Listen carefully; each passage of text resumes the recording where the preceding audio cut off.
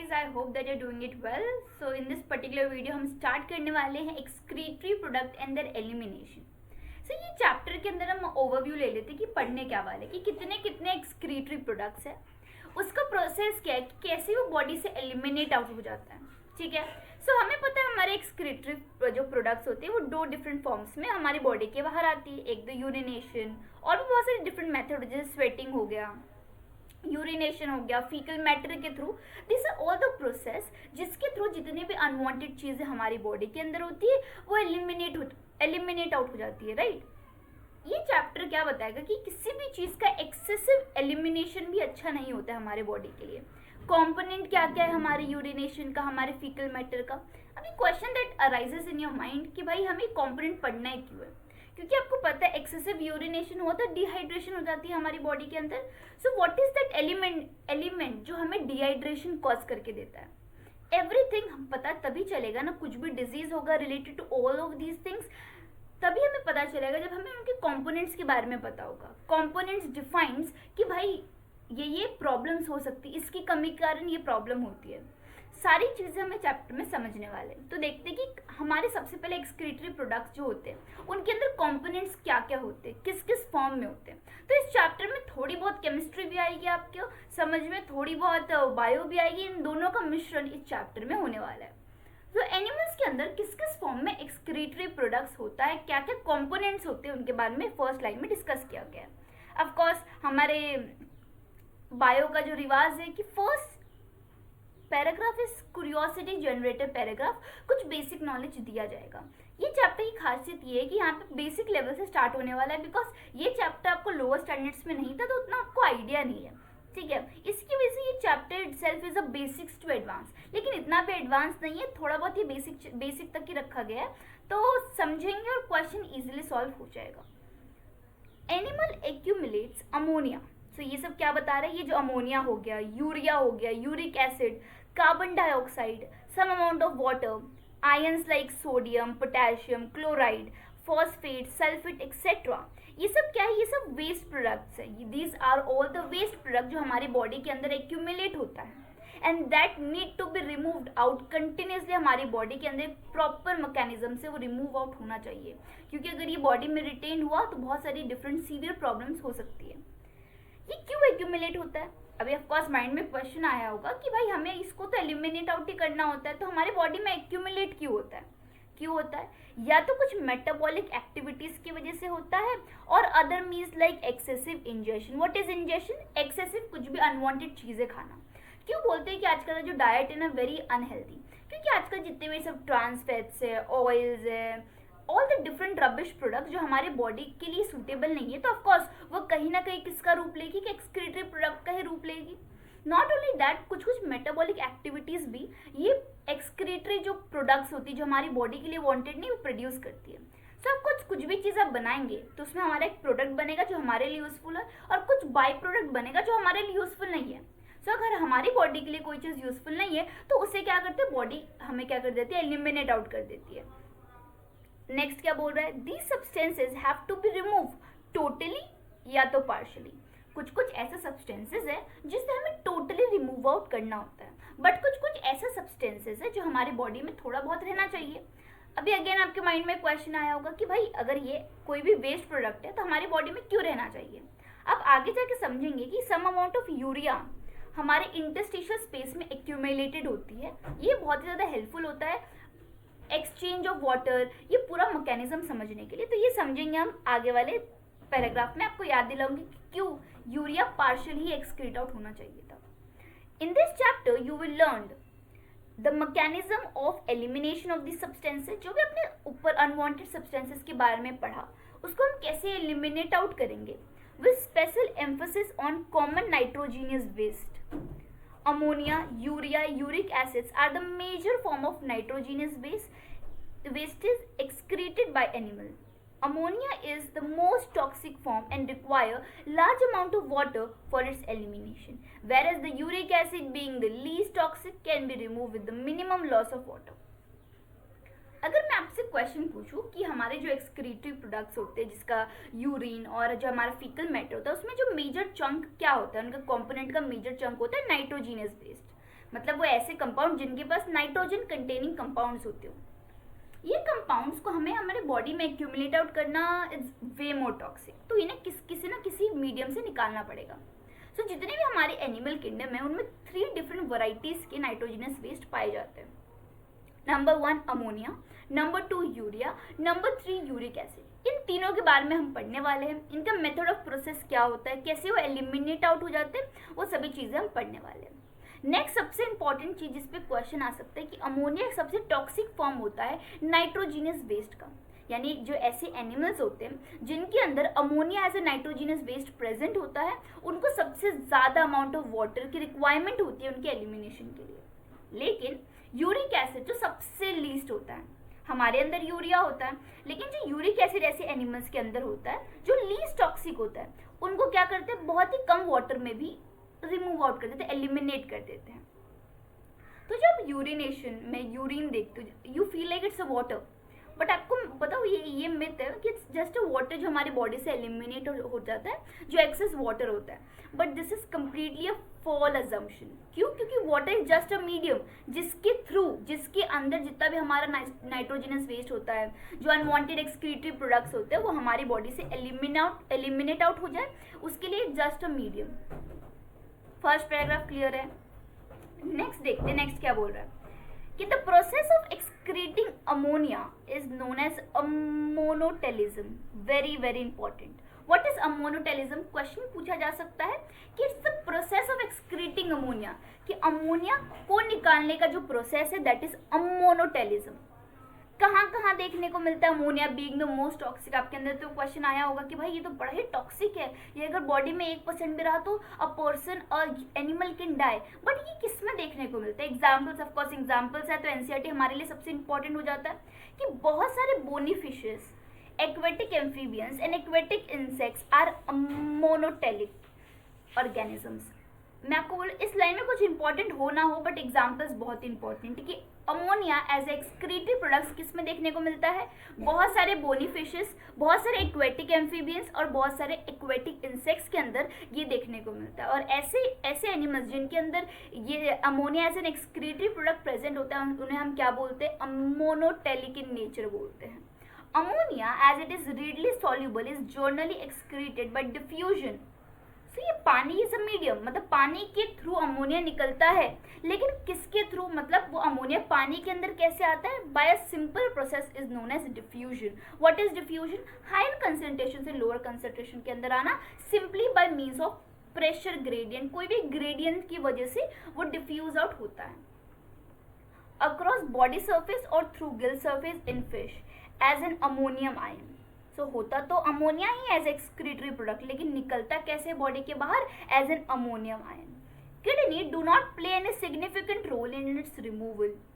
सो ऐसे एनिमल्स जिनके अंदर ammonia as an excretory product present होता है, उनके अंदर किडनी का कोई रोल नहीं होता है। There is no role of kidney because ammonia being most toxic और उनके बहुत ही पानी की जरूरत होती है। They need a most abundant water. उनके पास वाटर कंटेंट बहुत ज़्यादा होना चाहिए ताकि वो क्या कर सके? वाटर को ईजिली रिमूव आउट कर सके। इतना क्लियर है? ठीक है। नेक्स्ट क्या बोल रहा है कि टेरेस्ट्रियल, अगेन एग्जाम्पल आया, अभी वापस एग्जाम्पल आएगा, इंपॉर्टेंट हो जाएगा। Terrestrial adaptation necessitated the production of lesser toxic nitrogenous waste like urea and uric acid for conservation of water।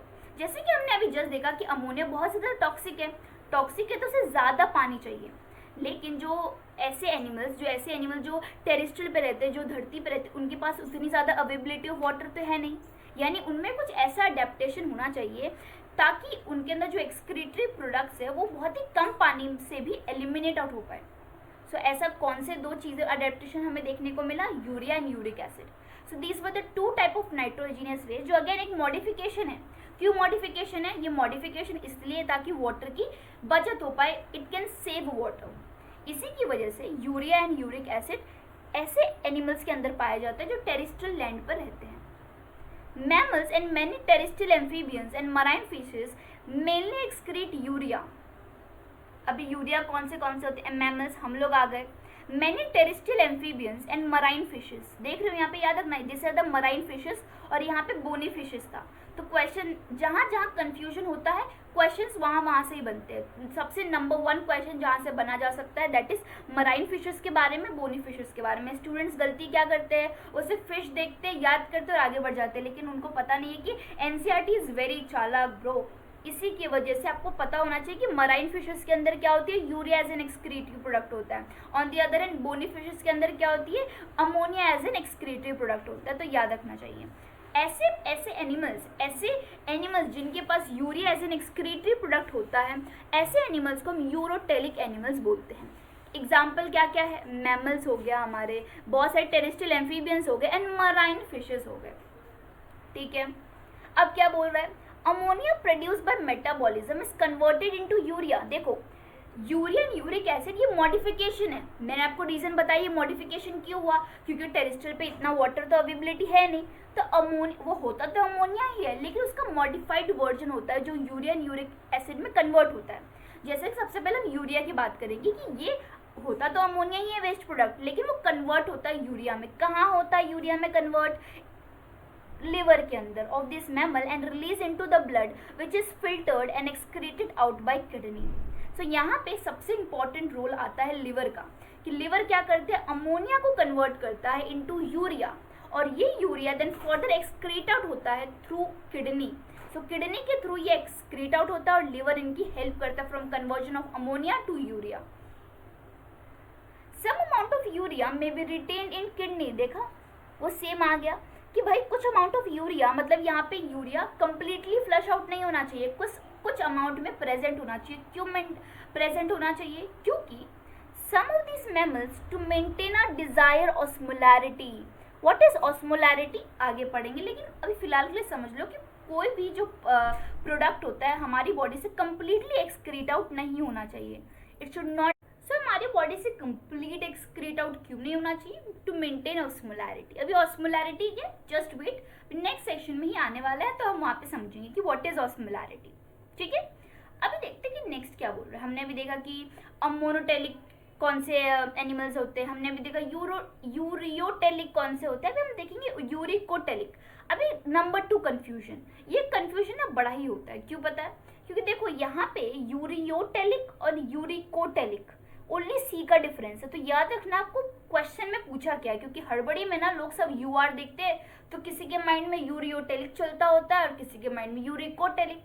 तो आपको देख लेना है कि भाई आपको पूछ क्या रहा है, यूरियोटेलिक पूछ रहा है, यूरिकोटेलिक पूछ रहा है। व्हाट इज यूरिको, जहाँ पे को आएगा व्हाट डज दैट मीन, कि रेप्टाइल्स हो गए, बर्ड्स हो गए, लैंड स्नेल्स हो गए, इंसेक्ट्स हो गए, वो क्या करते हैं, एक्सक्रीट करते हैं किस टाइप के nitrogenous waste, as an uric acid in the form of pellet or paste with a minimum loss of water and are called as uricoteric. Of course, कौन से examples, reptiles, birds, land snails and insects. ये सब क्या होते हैं, ये अपना जो एक्सक्रीटिव प्रोडक्ट होते हैं in the form of pellet और ये पेस्ट के फॉर्म में एक्सक्रीट आउट करते हैं। ये पैलेट और पेस्ट के फॉर्म में क्यों करते हैं, what is the reason, assertion reasoning आ सकता है। क्यों, reason is the minimum loss of the water. अब ये पैलेट एंड पेस्ट का टेक्सचर आपने तो देखा ही होगा कि जब भी हम रेडी होके जा रहे होते हैं बाहर, you get all of this Prasad, right. तो हमें तो पता ही है कि मिनिमम लॉस ऑफ वाटर के लिए वो पैलेट और पेस्ट के फॉर्म में रिलीज आउट करता है अपने एक्सक्रीटरी प्रोडक्ट्स को। ऐसे एनिमल्स को हम बोलते हैं uricotelic animals. So I want कि अब साथ साथ में लर्न करें, ठीक है। अभी थर्ड नेक्स्ट क्या बोल रहा है, a survey of animal kingdom represents the variety of excretory structures. कि भाई जिससे सबसे वेरिएशंस हमें देखने को मिलता है, अमोनिया, यूरिक टेलिक, यूरिकोटेलिक, यूरियोटेलिक, ऐसे एनिमल्स के अंदर। तो सिमिलरली स्ट्रक्चर वाइज भी तो वैरायटीज देखने को मिलेंगे अडेप्टेशन के अकॉर्डिंगली।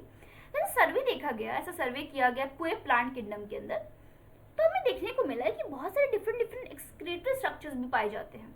कैसे कैसे देखते हैं, in most of the invertebrates. What are invertebrates, अभी समझ लो, we are the vertebrates advance level form, और इनवर्टिब्रेट्स ऐसे एनिमल्स होते हैं जिनके पास वर्टिब्रेट प्रेजेंट नहीं। तो आपको पता है वर्टिब्रल कॉलम, जो बहुत ही कम एडवांस एनिमल्स होते हैं उनको हम इनवर्टिब्रेट्स बोलते हैं। These structures are simple tubular forms, whereas the vertebrates, हमारे जैसे animals, have complex tubular organ called as kidney. Of course हमारे पास किडनी होती है, everybody knows right, कि हमारे पास excretory product को eliminate out करने के लिए we have kidney and we belong to vertebrata class. लेकिन जो इनवर्टिब्रेट्स क्लास होते हैं उनके पास ना सिंपल एक ट्यूबुलर फॉर्म जैसा स्ट्रक्चर होता है, कोई कॉम्प्लेक्स नहीं होता है। ऑन दी अदर हैंड हमारे पास कॉम्प्लेक्स स्ट्रक्चर होते हैं जिन्हें हम किडनी बोलते हैं। Some of these structures are mention here, कुछ कुछ वर्टिब्रेट्स इनवर्टिब्रेट्स के स्पेसिफिकेशन स्ट्रक्चर्स को हम यहाँ पे मेंशन किया गया है। प्रोटोनेफ्रीडिया और flame cells are the excretory structures in platyhelminths. अभी इनवर्टिब्रेट्स के अंदर प्लेटीहेल्मिन्थ्स आता है, it's a group of animal जिनके अंदर आता है flatworms, planaria, this are the group of people जो इसके अंदर आते हैं। ये ग्रुप है ऑफ एन एनिमल जिसे हम प्लेटीहेल्मिन्थ्स बोलते हैं। सो ये ऐसे ग्रुप ऑफ एनिमल है जिनके अंदर एक्सक्रीटरी स्ट्रक्चर्स क्या क्या होते हैं, प्रोटोनेफ्रीडिया या फ्लेम सेल्स। याद रखना है कि पूछा जाएगा क्वेश्चन में कि प्लेटीहेल्मिन्थ्स के अंदर किस टाइप के एक्सक्रीटरी प्रोडक्ट्स पाए जाते हैं, किस टाइप के एक्सक्रीटरी स्ट्रक्चर्स पाए जाते हैं। So answer would be protonephridia और फ्लेम सेल्स। प्लेटीहेल्मिन्थ्स की यहाँ पे 2 एग्जाम्पल दिया हुआ है, एनिमल किंगडम में भी एग्जाम्पल्स दिए हुए हैं। अभी फिलहाल के लिए आपको सिर्फ याद रखना है फ्लैटवर्म एंड प्लेनेरिया। फ्लैटवर्म का एग्जाम्पल से प्लेनेरिया। और भी एग्जाम्पल्स हमें एनिमल किंगडम के अंदर प्लेटीहेल्मिन्थ्स क्या होता है, इनवर्टिब्रेट्स क्या होते हैं, वर्टिब्रेट्स क्या होते हैं, पर्टिकुलर स्पेसिफिकेशन के साथ वहाँ पे पढ़ाया गया है, हम वहाँ पे पढ़ेंगे। बट फिलहाल के लिए जो इस पैराग्राफ में लर्न करना है आपको वो लर्न करना पड़ेगा। सी माय डियर फ्रेंड्स, आपको क्या प्रॉब्लम पता है, एनसीईआरटी के अंदर एवरीथिंग इज इंटरकनेक्टेड। सो आपको कहीं ना कहीं एक एट अ पॉइंट आएगा जहाँ पे आपको कुछ ना कुछ चीज़ें याद करनी होगी। कनेक्शन कभी बिल्डअप होगा जब हमारा इंटायर सिलेबस कंप्लीट हो पाएगा, then only we can build that dots. जब हम डॉट्स बिल्डअप करेंगे तो क्लैरिफिकेशन और भी ज़्यादा आएगी। बट यहाँ पे हम सिलेबस कंप्लीशन के थ्रू है तो आपको कहीं ना कहीं कुछ चीज़ें याद करनी ही पड़ेगी, ठीक है। सो हमारे प्लेटीहेल्मिन्थ्स के अंदर कौन सा एक्सक्रीटरी स्ट्रक्चर होता है, प्रोटोनेफ्रीडिया और flame cells. Rotifers and some annelids and the cephalopods, again these are the group of animal. कौन से रोटिफोर्स हो गए, एनिलिड्स हो गए एंड सिफेलोपोड्स, उनके अंदर क्या क्या होते हैं, amphioxus. Protonephridia are primary concern with ionic and fluid volume regulation. जो प्रोटोनेफ्रीडिया होता है उनका मेन कंसर्न क्या क्या होता है, to maintain ionic and fluid volume का regulation. What is ionic and fluid, हमने देखा है कि हमारे एक्सक्रीटिव प्रोडक्ट के अंदर बहुत सारे आयंस भी होते हैं, सोडियम हो गया, पोटेशियम हो गया, क्लोराइड हो गया, तो उनके मेंटेनेंस का, ताकि वो हमारे बॉडी के अंदर एक स्टेबिलिटी को मेंटेन कर सके। तो उनका प्राइमरी कंसर्न होता है कि आयनिक और फ्लूइड वॉल्यूम को रेगुलेट करके रख सके, और ऐसे रेगुलेशन को हम क्या बोलते हैं, osmoregulation. What is osmoregulation, osmoregulation is nothing but water content की रेगुलेशन। हमें पता है कि sometime we feel thirsty, why we feel thirsty, because हमें पता है कि हमारे बॉडी के अंदर वाटर कंटेंट कम हो रहा है ताकि हमारी मेंटेन रख सके। आपने बहुत बार बोलते उपवास रखते जहाँ पे एक दिन पानी नहीं पीते, of course drinking water is must every single day, but एक दिन आपने नहीं पिया तो डजंट मीन आपकी बॉडी आपको रिस्पॉन्स नहीं करेगी। क्यों ऐसा डिसबैलेंस नहीं होता है, even in the severe condition, because of osmoregulation. हमारे ऑर्गन्स ऑलरेडी कैपेबल है to regulates its osmolarity, to regulates उनके अंदर जो फ्लूइड कंटेंट है, उनके अंदर जो आयनिक कंटेंट है, उनको रेगुलेट करने का काम हमारी बॉडी खुद कर लेती है, और इस प्रोसेस ऑफ रेगुलेशन को हम क्या बोलते हैं, osmoregulation. Nephridia are the tubular, nephridia क्या होता है, ये ट्यूब्यूलर एक्सक्रीटरी स्ट्रक्चर होता है किसके अंदर, earthworm and some other annelids. तो देख रहे हो कुछ एनिलिड्स, सम एनिलिड्स के अंदर क्या क्या होती है, प्रोटोनेफ्रीडिया होती है, और कुछ एनिलिड्स के अंदर क्या क्या होती है, नेफ्रीडिया होती है। तो आपको याद रखना है एवरी सिंगल वर्ड, आपको यहाँ पे ध्यान रखना, थोड़ा कंफ्यूजन है क्योंकि जर्नलाइज टर्म दिया हुआ है। तो ऑल नेफ्रीडिया देगा तो यहाँ पे देखो क्वेश्चन क्या आ सकता है, असर्शन रीजन आ सकता है कि ऑल एनिलिड्स हैव प्रोटोनेफ्रीडिया, तो गलत हो जाएगा वो। कुछ एनिलिड्स के पास प्रोटोनेफ्रीडिया होता है, कुछ एनिलिड्स के पास क्या होता है, नेफ्रीडिया होता है। नेफ्रीडिया क्या करता है, helps to remove nitrogenous waste and maintain of course fluid and ionic balance. Fluid and ionic balance तो करता ही करता है, लेकिन nephridia some amount of nitrogenous waste को भी रिमूव आउट करता है। मेल्फिजियन ट्यूब्यूल्स, ये क्या है, ये भी एक्सक्रीटरी स्ट्रक्चर है किसका, इंसेक्ट्स के अंदर, इंक्लूडिंग कॉकरोचेस। हम कॉकरोच को जब डिटेल में पढ़ेंगे तो आपको पता चलेगा कि मेल्फिजियन ट्यूब्यूल्स ये ऐसा ट्यूब्यूलर स्ट्रक्चर है जो एक्सक्रीटरी स्ट्रक्चर है, जो एक्सक्रीशन में हेल्पफुल होता है। Malpighian tubules help in the removal of nitrogenous waste and osmoregulation. Antennal gland or green gland performs the excretory function in crustaceans like prawns. So prawns के अंदर क्या होता है, antennal glands present होते हैं। antennal glands को हम एक alternative नाम भी देते हैं जिनका नाम है green glands। ये किस में प्रेजेंट होता है, प्रॉन्स के अंदर प्रेजेंट होता है। ये इतना लास्ट लाइन है, I don't know why student neglect last line. Question इसी से आता है, प्रॉन्स के अंदर किस टाइप के एक्सक्रीटरी स्ट्रक्चर्स पाए जाते हैं। आंसर होगा एंटीनल ग्लैंड या ग्लीन ग्लैंड के फॉर्म में। ऑल्टरनेटिव नाम दिया हुआ है, दोनों नाम याद करना है। क्यों? क्योंकि लोग हमेशा एंटीनल ग्लैंड याद रखते हैं, उनको ग्रीन ग्लैंड ऐसा कुछ नाम याद होता ही नहीं है। एनसीईआरटी बड़ा ही चालाक है, वो ग्रीन ग्लैंड के नाम से क्वेश्चन पूछ देता है and people often forget it, तो आपको भूलना नहीं है। तो हम अभी रिवाइज करते कि हमने अभी क्या क्या देखा। हमने देखा कि ओके सॉरी कुछ डिलीट हुआ, राइट।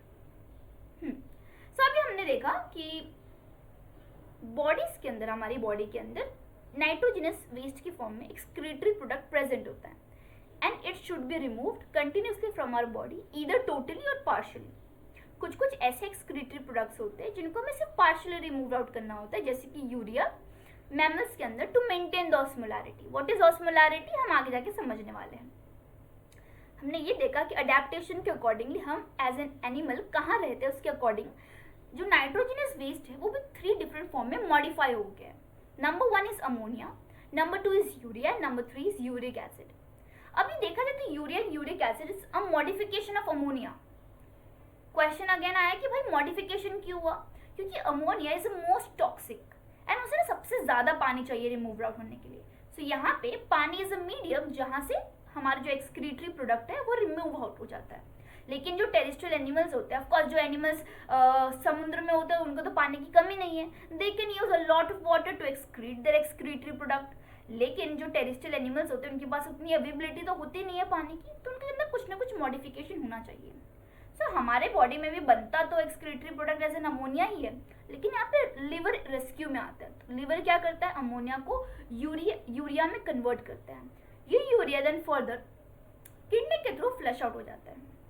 नॉट ओनली दैट, हमें पता है कि जो एनिमल्स है उनकी 2 डिफरेंट कैटेगरी है based on their advancement, invertebrates and vertebrates. We belongs to vertebrate, इसलिए हमारे पास कुछ ज़्यादा ही एडवांस एनिमल्स हैं। इसी की वजह से हमारे पास कॉम्प्लेक्स ट्यूब्यूलर ऑर्गन है for excreting out the excretory products, and वो कौन सा ऑर्गन है, किडनी। लेकिन जो इनवर्टिब्रेट्स होते हैं उनके पास सिंपल ट्यूबुलर फॉर्म्स होते हैं जो उनको एक्सक्रीटरी प्रोडक्ट में एक्सक्रीशन में to excrete out excretory product is very useful. उनके लिए ट्यूबुलर फॉर्म से ही काम हो जाता है। अगेन वो ट्यूबुलर फॉर्म है, तो कौन से ट्यूबुलर फॉर्म है एग्जाम्पल्स के थ्रू दिया हुआ है। यहाँ पे एग्जाम्पल जर्नलाइज फॉर्म में दिया हुआ है, तो सम कहाँ लिखा है, फ्यू कहाँ लिखा है, ये सब बहुत ही इंपॉर्टेंट है। और असर्शन रीजनिंग भी आ सकती है और बहुत सारे पैराग्राफ वाइज क्वेश्चंस भी आ सकते हैं। तो नंबर 1 हमने देखा कि प्रोटोनेफ्रीडिया फ्लेम सेल ये एक्सक्रीटरी स्ट्रक्चर है, जैसे कि हमारे केस में किडनी होता है। सिमिलरली प्रोटोनेफ्रीडियर और फ्लेम सेल ये एक्सक्रीटरी स्ट्रक्चर्स होते हैं, कहाँ पाए जाते हैं, प्लेटीहेल्मिन्थ्स के अंदर। प्लेटीहेल्मिन्थ्स का एग्जांपल प्लेनेरिया लिया हुआ है। नॉट ओनली प्लेटीहेल्मिन्थ्स के अंदर, कुछ रोटिफोर्स में, कुछ एनिलिड्स के अंदर। तो यहाँ पे सम दिया हुआ है क्योंकि नेफ्रीडिया एक अनदर ट्यूब्यूलर स्ट्रक्चर है जो अगेन सम अदर एनिलिड्स में पाया जाता है। तो सम में पाया जाता है प्रोटोनेफ्रीडिया एंड अदर्स में पाया जाता है नेफ्रीडिया। तो यहाँ पर याद क्या रखना है, सम एनिलिड्स एंड सिफेलोपोड्स। इनके अंदर सिफेलोपोड्स का एग्जांपल एम्फिओक्सिस दिया हुआ है। सिफेलोपोड्स अगेन एक ग्रुप ऑफ एनिमल्स है। जो हम एनिमल किंगडम में आपको सिफेलोपोड्स क्या है पूरा अच्छे से क्लियर हो जाएगा। फिलहाल के लिए तो अभी सिर्फ आपको नाम याद रखना है और उनके अंदर कौन से एक्सक्रीटरी स्ट्रक्चर्स है वो भी याद रखनी है, ठीक है। यहाँ पे एक न्यू वर्ड आया है, osmoregulation. What is osmoregulation? Osmoregulation एक ऐसा प्रोसेस है जहाँ पे हमारी बॉडी हमारे अंदर के फ्लूइड आयनिक बैलेंस को मेंटेन करने की कोशिश करती है ताकि कोई भी सीवियर कंडीशन आए तो हमारी बॉडी एक प्रॉपर फंक्शनिंग में चलते रहे। बिकॉज वी नो कि हमारी कंडीशन सेम नहीं होती है एवरी टाइम। सो वो मेंटेनेंस का काम जिस प्रोसेस से होता है उस प्रोसेस को हम बोलते हैं osmoregulation. Osmo is fluid maintenance, ठीक है। नेक्स्ट हमारे पास एक्सक्रीटरी स्ट्रक्चर है विच इज नेफ्रीडिया। ये नेफ्रीडिया प्राइमरली किसमें पाया जाता है, अर्थवॉर्म के अंदर और कुछ अदर एनिलिड्स के अंदर। तो examples are very very important my dear students. तो मेक श्योर कि आप कुछ याद करो ना करो, समझो भी मत तो चलेगा, लेकिन फिलहाल इस पैराग्राफ के अंदर आपको तो एग्जाम्पल्स याद होना ही चाहिए क्योंकि इसमें ऑफकोर्स कोई आपको मीनिंग तो पूछेगा नहीं, एग्जाम्पल से पूछेगा तो वो याद होना चाहिए अच्छे तरीके से। अगेन नेफ्रीडिया नाइट्रोजनस वेस्ट को रिमूव करता है, फ्लूइड और आयनिक बैलेंस को भी मेंटेन करता है। जितने भी हमारे पास एक्सक्रीटरी स्ट्रक्चर है उनका ये 3 काम होता है, ये कि एक्सक्रीटरी प्रोडक्ट को रिमूव आउट करना है, नॉट ओनली दैट फ्लूइड और आयनिक बैलेंस को भी मेंटेन करना। नेक्स्ट हमारे पास एक्सक्रीटरी स्ट्रक्चर है which is the Malpighian tubule. वो किस में पाया जाता है? ये इंसेक्ट्स के अंदर पाया जाता है। प्राइमरली आपके अंदर जो एग्जांपल जो डिटेल इंसेक्ट में पढ़ाया गया दैट इज कॉकरोच। तो यहाँ पे कॉकरोच के अंदर माल्फीजियन ट्यूब्यूल पाया जाता है। नॉट ओनली दैट, नेक्स्ट हमारे पास है एंटीनल ग्लैंड या ग्रीन ग्लैंड। ये प्रॉन्स के अंदर पाया जाता है। वाटर प्रॉन्स, प्रॉन्स किस कैटेगरी में आता है? क्रस्टेशियंस की कैटेगरी में आता है। ये भी एक एक्सक्रीटरी स्ट्रक्चर है जो एक्सक्रीशन में हेल्पफुल होता है। ये लास्ट लाइन है, पीपल ऑलवेज निग्लेक्ट, लेकिन आपको एंटीरियल ग्लैंड भी याद रखना है, ग्रीन ग्लैंड भी याद रखना है। ठीक है, तो यहाँ तक जनरलाइज था कि हम प्राइमरली, क्योंकि हम ह्यूमन फिजियोलॉजी पढ़े तो हमारे अंदर ह्यूमंस के अंदर किडनी कैसे फंक्शन करती है उसके बारे में डिटेल में पढ़ेंगे। लेकिन ऐसा नहीं है कि हम किडनी के बारे में पढ़े तो नेचर में सिर्फ kidney as an excretory structure पाया जाता है। Not that. हमने ये पैराग्राफ एनसीईआरटी हमें क्यों बता रहा है, क्या रियलाइज करने के लिए बता रहे हैं कि भाई एडेप्टेशन भरपूर है, डिफरेंस इन एक्सक्रीटरी स्ट्रक्चर भी भरपूर है। कुछ एग्जांपल्स आपको यहाँ पे दे दिया गया है। अभी हम 19.1 ह्यूमन एक्सक्रीटरी सिस्टम, क्योंकि हमारा प्राइम फोकस ह्यूमन फिजियोलॉजी है, तो ह्यूमन फिजियोलॉजी के अंदर कैसे वर्क करता है हम वो समझेंगे। तो चलिए मूव ऑन करते हैं हमारे नेक्स्ट पार्ट के अंदर, जिसमें हम किडनी को डिटेल में समझेंगे। सो किडनी को हम अभी समझते हैं ह्यूमन किडनी के अंदर। ये पैराग्राफ में थोड़ा रट्टाफिकेशन वाला है, तो आपको हर चीज़ें डिटेल में किडनी दिखता कैसा है, उसकी वजन क्या है, उसका आकार क्या है, everything you have to learn. ठीक है, तो समझते हैं कि ये ह्यूमन हमारे अंदर द एक्सक्रीटरी सिस्टम के पास क्या क्या होता है। किडनी तो होते ही है, एक पैर ऑफ यूरेटर होता है, यूरिनरी ब्लैडर होता है, यूरेथ्रा होता है। कि किडनी के अंदर जो भी एक्सक्रीशन हुआ उसको कैरी करता है यूरेटर। आपको दिख रहा है, दिस इज द यूरेटर। ये कैरी करता है, उसको ब्लैडर के पास लेके जाता है for the storage. Urinary bladder अपना जितना भी एक्सक्रीटरी वेस्ट है वो किसके थ्रू निकालता है, विच इज यूरेथ्रा। तो pair of a kidney, so excretory system के अंदर क्या क्या आता है? A pair of a kidney, one pair of ureter, एक यूरिनरी ब्लैडर और एक यूरेथ्रा। यहाँ पे बच्चे रॉन्ग करते हैं, पता है आपको क्या रॉन्ग करते हैं? पता है पैर कहाँ पे लिखा है, किधर पे पैर नहीं लिखा हुआ है। सो यहाँ पे याद रखना कि kidney is a paired, kidney paired होता है, यूरेटर पैड होता है, but apart from that urinary bladder भी एक होता है, यूरेथ्रा भी एक होता है। Make sure that you learn that. Kidney दिखता कैसे है भाई? Reddish brown. इंपॉर्टेंट है, डिस्क्रिप्शन दिया हुआ एनसीईआरटी ने जब भी एडजेक्टिव यूज करता है आपके लिए भी उतना ही इंपॉर्टेंट हो जाता है। रेडिश ब्राउन होता है, बीन शेप्ड होता है, उसकी लोकेशन भी दी हुई है भाई, situated between last level of last thoracic and third lumbar vertebrae, close to dorsal inner wall of abdominal cavity. 4 line just to specify इसकी लोकेशन क्या है। याद रखना है क्या? Last thoracic, third lumbar vertebrae, dorsal पीछे साइड प्रेजेंट है, inner wall of abdominal cavity से अटैच्ड। आपको पता है एब्डोमिनल कैविटी भी आउटर वॉल और इनर वॉल होती है। डॉर्सल साइड तो प्रेजेंट ही है, लेकिन inner wall of abdominal cavity. Thoracic just कि हमारे चेस्ट के नीचे, हमारे चेस्ट तक का रीजन क्या होता है? थोरैसिक, उसके जस्ट नीचे हो जाता है, लंबर टाइप आ जाता है। ठीक है, वापस बोलेंगे, आई नो थोड़ा सा ये अजीब सा है, कितना अच्छा लोकेशन स्पेसिफाई किया है, just to locate one kidney, इतने सारे नेम को यूज किया गया, but still you have to learn. Last बार देखते हैं कि किडनी रेडिश ब्राउन होता है, बीन शेप्ड होता है, सिचुएटेड कहाँ पे होता है? Level of last thoracic. ये स्पेसिफाई लर्न करना है, third lumbar, last thoracic, close dorsal inner wall of abdominal cavity. Assertion reasoning में क्या कर देगा पता है? यहाँ पे क्लोज लिखा है, यहाँ पे फार लिख देगा, यहाँ पे थर्ड लिखा है, फोर्थ लिख देगा, यहाँ पे लास्ट लिखा है, सेकंड लिख देगा, कुछ भी लिख देगा, लेकिन आपको ये रटा हुआ होना चाहिए। Each kidney of an human adult major, अगर मैंने किडनी को मेजर किया तो वो 10 से 12 सेंटीमीटर लेंथ में है, 5 to 7 सेंटीमीटर विड्थ में है, 2 to 3 सेंटीमीटर थिकनेस में है। अगर आप मुझसे क्वेश्चन पूछें क्या हमें ये नंबर्स याद करना, of course very very important. कुछ आए ना, ये तो आ सकता है ना, सेंटीमीटर्स भी याद रखना, इसको मीटर में भी कन्वर्ट करके पूछ सकते हैं आपको, तो कन्वर्जन्स भी याद रखना पड़ेगा आपको कि 10 से 12 सेंटीमीटर लेंथ में, 5 से 7 सेंटीमीटर विड्थ में, 2 से 3 सेंटीमीटर थिकनेस में। उसके वजन को भी पता होना चाहिए आपको, क्यों कितना वे करता है, with an average weight of 120 to 170 gram. I know थोड़ा सा वो है वियर्ड सी चीजें कि वो दिखता कैसे, वो सिचुएटेड कहाँ से, एवरीथिंग स्पेसिफाई किया है नंबर्स के साथ, आपको पता होना चाहिए। 10 बार पढ़ो ऑफ कोर्स, और कोई ऑल्टरनेटिव तो है नहीं। toward the center of the inner concave surface. Concave is a notch, मतलब आप देखोगे इनर साइड पे तो आपको ये नॉच दिख रहा है, this is the concave side है, आपको ये दिख नहीं रहा है व्हाट इज अ कॉन्केव, आपको दिख रहा है कॉन्केव जैसे स्ट्रक्चर है, एक नॉच दिख रहा है आपको, ये नॉच दिख रहा है राइट। उस नॉच को हम हाइलम बोलते हैं, through which ureter, blood vessels and nerves enter करता है। तो इसके अंदर दिख रहा है आपको, यूरेटर जाता हुआ दिख रहा है आपको, this is the ureter, let me change the colour ताकि आपको अच्छे तरीके से दिख पाए। तो आपको ये यूरेटर जाता हुआ दिख रहा है, दिस इज यूरेटर, ये आपको आर्टरीज, वेन्स, बहुत सारी कैपिलरीज अंदर जाते हुए दिख रही है किडनी के अंदर। सो वो नॉच को तो हम हाइलम बोलते हैं, जिसके थ्रू क्या क्या होता है, यूरेटर अंदर जाता है, यूरिनरी ब्लैडर, ब्लड वेसल जाता है, और नर्व्स, कुछ कुछ नर्व्स क्या करते हैं हमारे किडनी के अंदर एंटर करते हैं, ठीक है। Inner to hilum is a broad funnel shape, क्या है, called as renal pelvis with a projection called as calyces.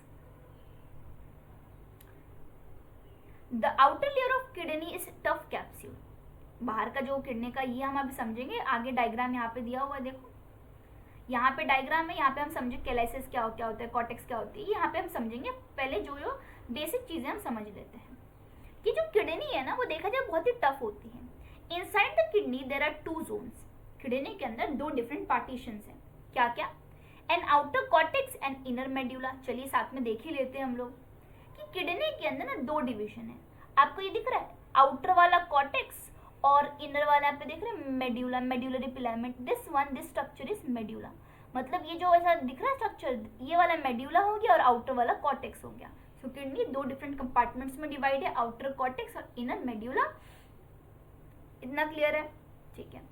The medulla is divided into few conical masses, medullary pyramid. ये जो मेड्यूला वाला स्ट्रक्चर दिख रहा है आपको, मतलब इसके अंदर वाला इतना जो स्ट्रक्चर दिख रहा है, दिस इज द मेड्यूला, और मेड्यूला के अंदर स्मॉल स्मॉल पिरामिड्स बनी हुई है, जिस पिरामिड को हम मेड्यूलरी पिरामिड्स बोलते हैं, ठीक है।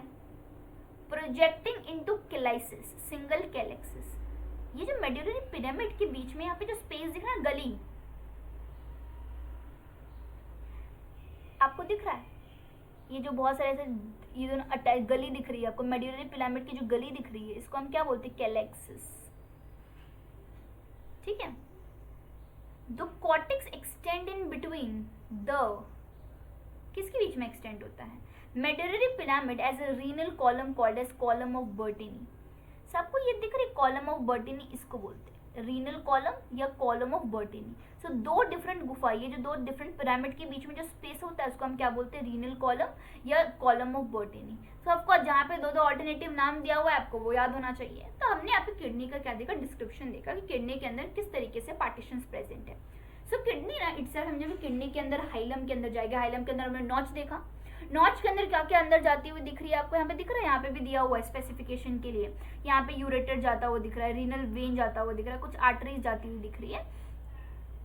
सो ये क्या है, ये हाइलम के थ्रू किडनी के अंदर एंटर करती है। अभी हम किडनी के और अंदर गए तो हमने देखा कि जो किडनी है दो डिफरेंट पार्ट्स में डिवाइडेड है, आउटर पार्ट होता है कॉर्टेक्स और इनर पार्ट वाला क्या होता है, मेड्यूला होता है। दो डिफरेंट मेड्यूलरी पिरामिड के बीच में जो स्पेस होता है उसको हम रीनल कॉलम या कॉलम ऑफ बर्टिनी बोलते हैं, जस्ट स्पेसिफिकेशन दिया हुआ है लोकेशन के अकॉर्डिंगली।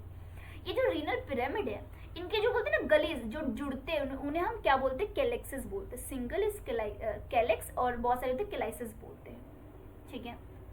ये जितने भी मेड्यूलरी पिरामिड है जिनका एक कॉमन मीटअप एरिया होता है उन्हें हम क्या बोलते हैं, रीनल पेल्विस बोलते हैं, ठीक है। रीनल जो कैप्सूल जो हमारे जो किडनी है टफ्ट आउटर लेयर से कवर्ड होती है, जिन्हें हम रीनल कैप्सूल बोलते हैं, ठीक है। इतना क्लियर है। अभी नेक्स्ट क्या बोल रहा है, each kidney has nearly 1 million, ओहो देखिए ध्यान, एम्फोसिस ऑन 1 मिलियन, ठीक है। 1 मिलियन तो भाई हमें भी बहुत प्रिय है, पर देखते हैं आपने 1 मिलियन स्पेसिफाई किया तो आपको याद रखना पड़ेगा कि that is 1 million. Again NCERT कैसे भी, एनसीईआरटी का काम ये है कि आपको समझाना, और नीट का काम ये है कि कैसे आपके क्वेश्चंस गलत हो पाए। 1 मिलियन 10 लैक्स कन्वर्जन करके दे सकते तो आपको पता होना चाहिए लैक्स के फॉर्म में भी। कंफ्यूजन क्रिएट करने के लिए वो 2 मिलियन दे सकता है, वो 20 लैक्स दे सकते हैं, एनीथिंग, बट आपको याद क्या रखना है कि राइट आंसर क्या होगा, 1 मिलियन एक किडनी में, ठीक है। तो दोनों किडनी का भी पूछ सकता है, तो ईच किडनी हैज नियरली, तो देख लेना क्वेश्चन कैसे पूछा है, एक किडनी के बारे में पूछा है या 2 किडनी के बारे में पूछा है, ठीक है। Tubular structures called as nephrons. तो किडनी भी किस चीज से बनी हुई है? बहुत सारे नेफ्रॉन्स से. What are nephrons? Which are the functional unit? मतलब ये नेफ्रॉन्स ही जो मेन फंक्शन करती है. जो पिरामिड्स में आपको ये जो लाइंस दिख रहे हैं ना, इसको जूम आउट करोगे ना, this are nothing but a nephrons, जो मेन काम करती है भाई. नेफ्रॉन्स आर द वन दो जो पूरा काम करती है, जो पूरा प्रोसेस. किडनी तो जैसे प्रोटेक्शन देता है उसको, ठीक है. Each nephron has two part, the glomerulus and the renal tubule. तो ये जो किडनी, जो आपको लाइंस दिख रही है ना, दे आर नेफ्रॉन्स, राइट. इसको हम जूम अप करके यहाँ पे आपको दिखाया हुआ है. तो किडनी जो ये नेफ्रॉन्स है उसके भी दो पार्ट्स होते हैं. कौन से? Glomerulus and the renal tubule. Glomerulus is a tuft of capillary formed by afferent arteriole, a fine branch of renal artery. The blood from the glomerulus is carried away from the efferent arteriole. अब ये समझते हैं हम यहाँ पे. सबको ये दिख रहा है? ये जो लाइन है ना, ये सिंगल लाइन है, उसको जूम करके यहाँ पे बताया हुआ है. तो जूम करके जब यहाँ पे बताया हुआ है तो आपको ये दिख रहा है, दिस इज द ग्लोमेरुलस. ये क्या होता है? ये बहुत ही टफ्ट ऑफ कैप्सूल होता है, यानी कि दिस आर द कैप्सूल, ठीक है. तो आपको दिख रहा है ग्लोमेरुलस. ये क्या है? टोटल जितना भी आर्टरीज है हमारा, उसका एक पूरा गुच्छा बना हुआ है. तो that is nothing but your glomerulus. तो यहाँ पे ग्लोमेरुलस भी ना दो पार्ट में डिवाइडेड है, afferent arteriole and efferent arterioles. ये आर्टरीज का एक छोटा सेक्शन है. एफरेंट क्या होता है, इफरेंट क्या होता है, यहाँ पे स्पेसिफाई किया हुआ. देखो यहाँ पे क्या बोल रहा है कि blood from the glomerulus is carried away by the efferent arteriole. मतलब ब्लड जो यहाँ पे आता है, यहाँ पे जो गुच्छे के अंदर जाता है, इसके अवे, मतलब ग्लोमेरुलस से अवे कौन जाता है? Efferent arteriole. क्वेश्चन क्या होता है कि इफरेंट वाला क्या करता है? वो ग्लोमेरुलस के पास लाता है या दूर लेके जाता है? तो याद रखना है, इफरेंट दूर लेके जाता है. और एफरेंट आर्टीरियोल बोलते हैं ना, एफरेंट से आपको साउंड है आ करके, आजा वाला, आ करके. तो एफरेंट क्या करता है? वो ना जो ब्लड है वो ग्लोमेरुलस के पास लेके आता है. जो रीनल ट्यूब्यूल है, ये ग्लोमेरुलस वाला पार्ट हो गया. और ये जो रीनल ट्यूब्यूल वाला पार्ट हो गया, ये पूरा बिगेंस किसके होता है? डबल वॉल्ड, याद रख लेना, double walled cup like structure called as Bowman's capsule. आपको ये दिख रहा है बोमन्स कैप्सूल, ये नंबर 1 वॉल और नंबर 2 वॉल दिख रहा है. यानी कि जो बोमन्स कैप्सूल से स्टार्ट होता है, क्या स्टार्ट होता है? हमारे पास रीनल ट्यूब्यूल. क्वेश्चन आता है कि लोग ना इसमें भी गलती करते हैं. उनको लगता है कि रीनल ट्यूब्यूल ना बोमन्स कैप्सूल को छोड़ने के बाद आता है. नहीं, वो स्टार्ट ही बोमन्स कैप्सूल के साथ होता है. तो रीनल ट्यूब्यूल बिगिंस कहाँ से करता है? With double walled Bowman's capsule, जो एनक्लोज करता है ग्लोमेरुलस को. Glomerulus along with the Bowman's capsule is called as Malpighian body और रीनल कॉर्पस्कल. देखो आप, हमने ऊपर अभी जस्ट पढ़ा, आपको दिखा होगा यहाँ पे माल्फीजियन बॉडी बोला गया है. लोगों को इसमें बड़ा ही कंफ्यूजन होता है. और हमने ऊपर क्या पढ़ा था, देख रहे हो आपने यहाँ पे, हमने यहाँ पे पढ़ा था माल्फीजियन ट्यूब्यूल. तो कंफ्यूज मत होना, माल्फीजियन ट्यूब्यूल ये एक एक्सक्रीटरी स्ट्रक्चर है कॉकरोचेस के अंदर, ठीक है, इंसेक्ट्स के अंदर. ऑन दी अदर हैंड, ये जो माल्फीजियन बॉडी आपको दिख रही है यहाँ पे, ये क्या है? What is malpighian body? Malpighian body या रीनल कैप्सूल क्या होता है? Glomerulus with Bowman capsule. इन दोनों को मिलाकर क्या बोलते हैं हम? इन दोनों को मिलाकर हम बोलते हैं माल्फीजियन बॉडी, ठीक है. रीनल ट्यूब्यूल कहाँ से स्टार्ट होता है? रीनल ट्यूब्यूल स्टार्ट होता है बोमन्स कैप्सूल के साथ. A tubule continue further to form a highly coiled network called as proximal convoluted tubule या पीसीटी. ये फर्दर आगे जाता है. तो यहाँ पे आपको दिख रहा है highly coiled part, this is known as PCT, proximal convoluted tubule, जिसका शॉर्ट फॉर्म हम इसे क्या बोलेंगे? पीसीटी. ये और भी जाके आगे कॉइल होता है, ठीक है. नेक्स्ट क्या बोल रहा है? A hairpin shaped loop of Henle is the next part of tubule which has a descending and ascending link. तो यहाँ पे आपको दिख रहा है, this is the loop of Henle दिख रहा है, this is the descending tube. और यहाँ से ये ऊपर जाते वक्त this is the ascending tube. आपको ये स्ट्रक्चर अगर हमने बाहर निकाल के देखा तो आपको हेयरपिन शेप नहीं दिख रहा है. तो आपको ये याद रखना है कि जो लूप ऑफ हेनले है, it is the hairpin shaped. क्यों हेयरपिन शेप्ड होता है? क्योंकि उनके पास असेंडिंग लिंक भी होता है, डिसेंडिंग लिंक भी होता है और असेंडिंग लिंक भी होता है, ठीक है. तो क्या करना है? रीनल ट्यूब्यूल कहाँ से स्टार्ट होता है? बोमन्स कैप्सूल के पास. उसके बाद हाईली कॉइल्ड क्या बनता है? Proximal convoluted tubule. वो फर्दर कंटिन्यू किस में होता है? लूप ऑफ हेनले में. लूप ऑफ हेनले कैसा होता है? वो हेयरपिन शेप्ड होता है. क्यों हेयरपिन शेप्ड होता है? क्योंकि उनके पास डिसेंडिंग लिम्ब भी होता है और असेंडिंग लिम्ब भी होता है, ठीक है. The ascending limb continue to another highly coiled tubular region called as distal convoluted tubule या DCT.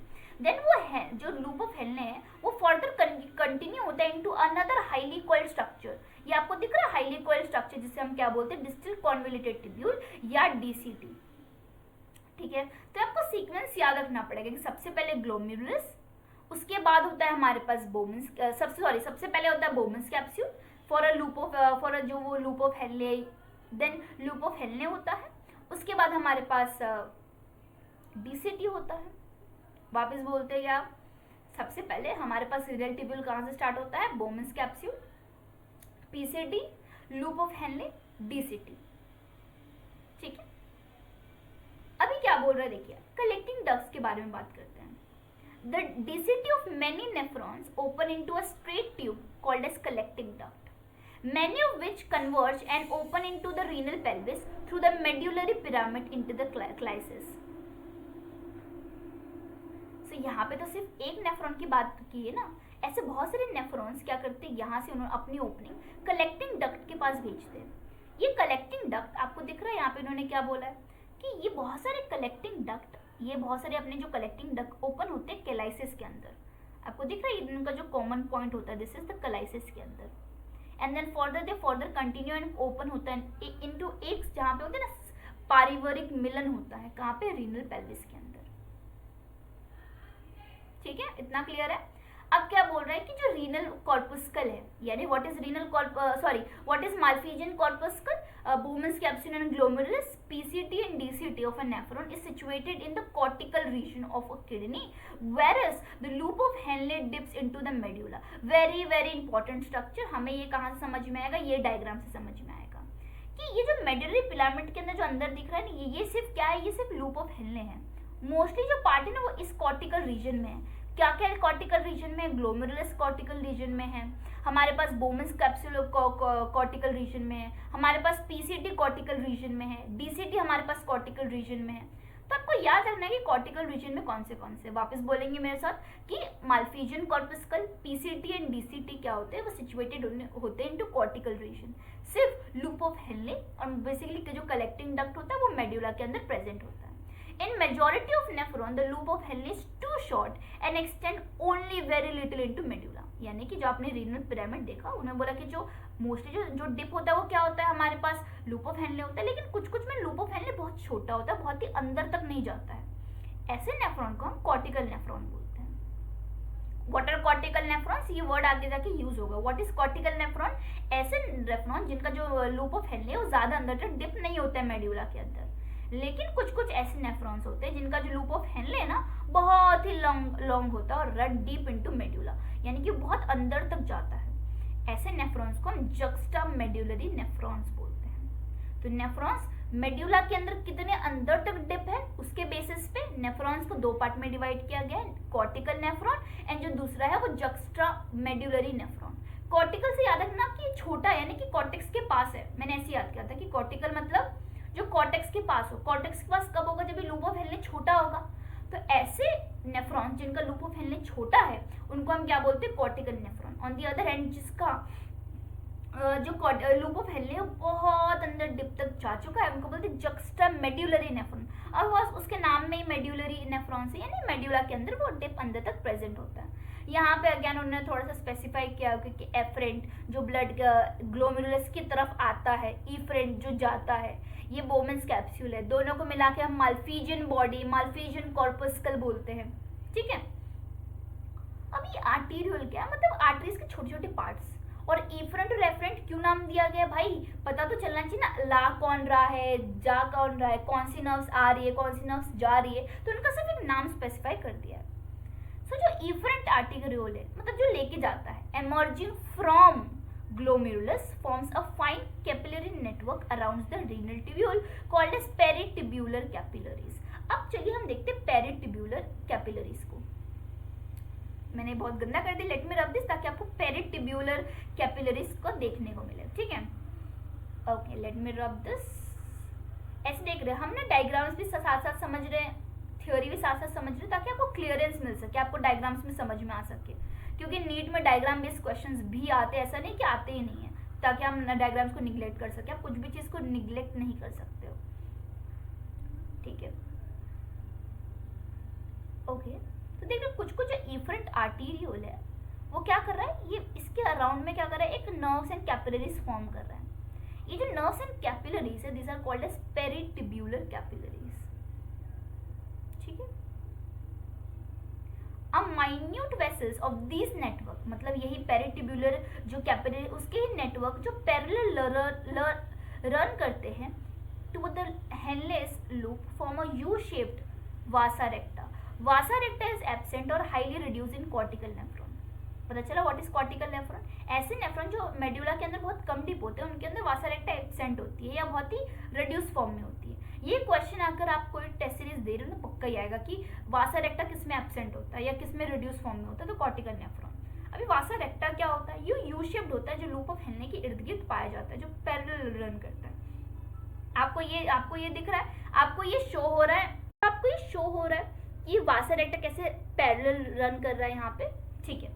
तो ये वासा रेक्टा क्या होता है, लूप ऑफ हेनले, मतलब ये होता तो इफरेंट आर्टीरियोल है, लेकिन जब वो लूप ऑफ हेनले के इर्द गिर्द अपने आप को एंटेंगल्ड कर ले, उसको हम क्या बोलते हैं, वासा रेक्टा बोलते हैं। वासा रेक्टा किसमें एब्सेंट होता है या हाईली रिड्यूस फॉर्म में होता है, cortical nephrons. And what are cortical nephrons? ऐसे नेफ्रॉन्स जो कॉर्टेक्स के पास होता है, इन शॉर्ट जो मेडुला के अंदर बहुत ही अंदर डिप नहीं होता है, ठीक है। तो आपको ये सारी डायग्राम्स के नेमिंग सब कुछ क्लियर हुआ कि एफरेंट आर्टीरियोल क्या होता है, ग्लोमेरुलस क्या होता है, बोमेंस कैप्सूल क्या होता है, प्रॉक्सिमल कॉन्वोल्यूटेड ट्यूब्यूल क्या होता है, एफरेंट आर्टीरियोल क्या होता है, डिस्टल कॉन्वोल्यूटेड ट्यूब्यूल क्या होता है, कलेक्टिंग डक्ट्स क्या होता है, डायग्रामेटिक रिप्रेजेंटेशन क्लियर हुआ, थ्योरीज क्लियर हुई। तो चलिए हम समझते हैं अभी आगे हमारा जो नेक्स्ट पार्ट स्टार्ट होता है, which is the urine formation. कि हमने देखा हमारी जो किडनी का मेन काम होता है, हमने बचपन से सुनते आए हैं कि यूरिन फॉर्मेशन होता है।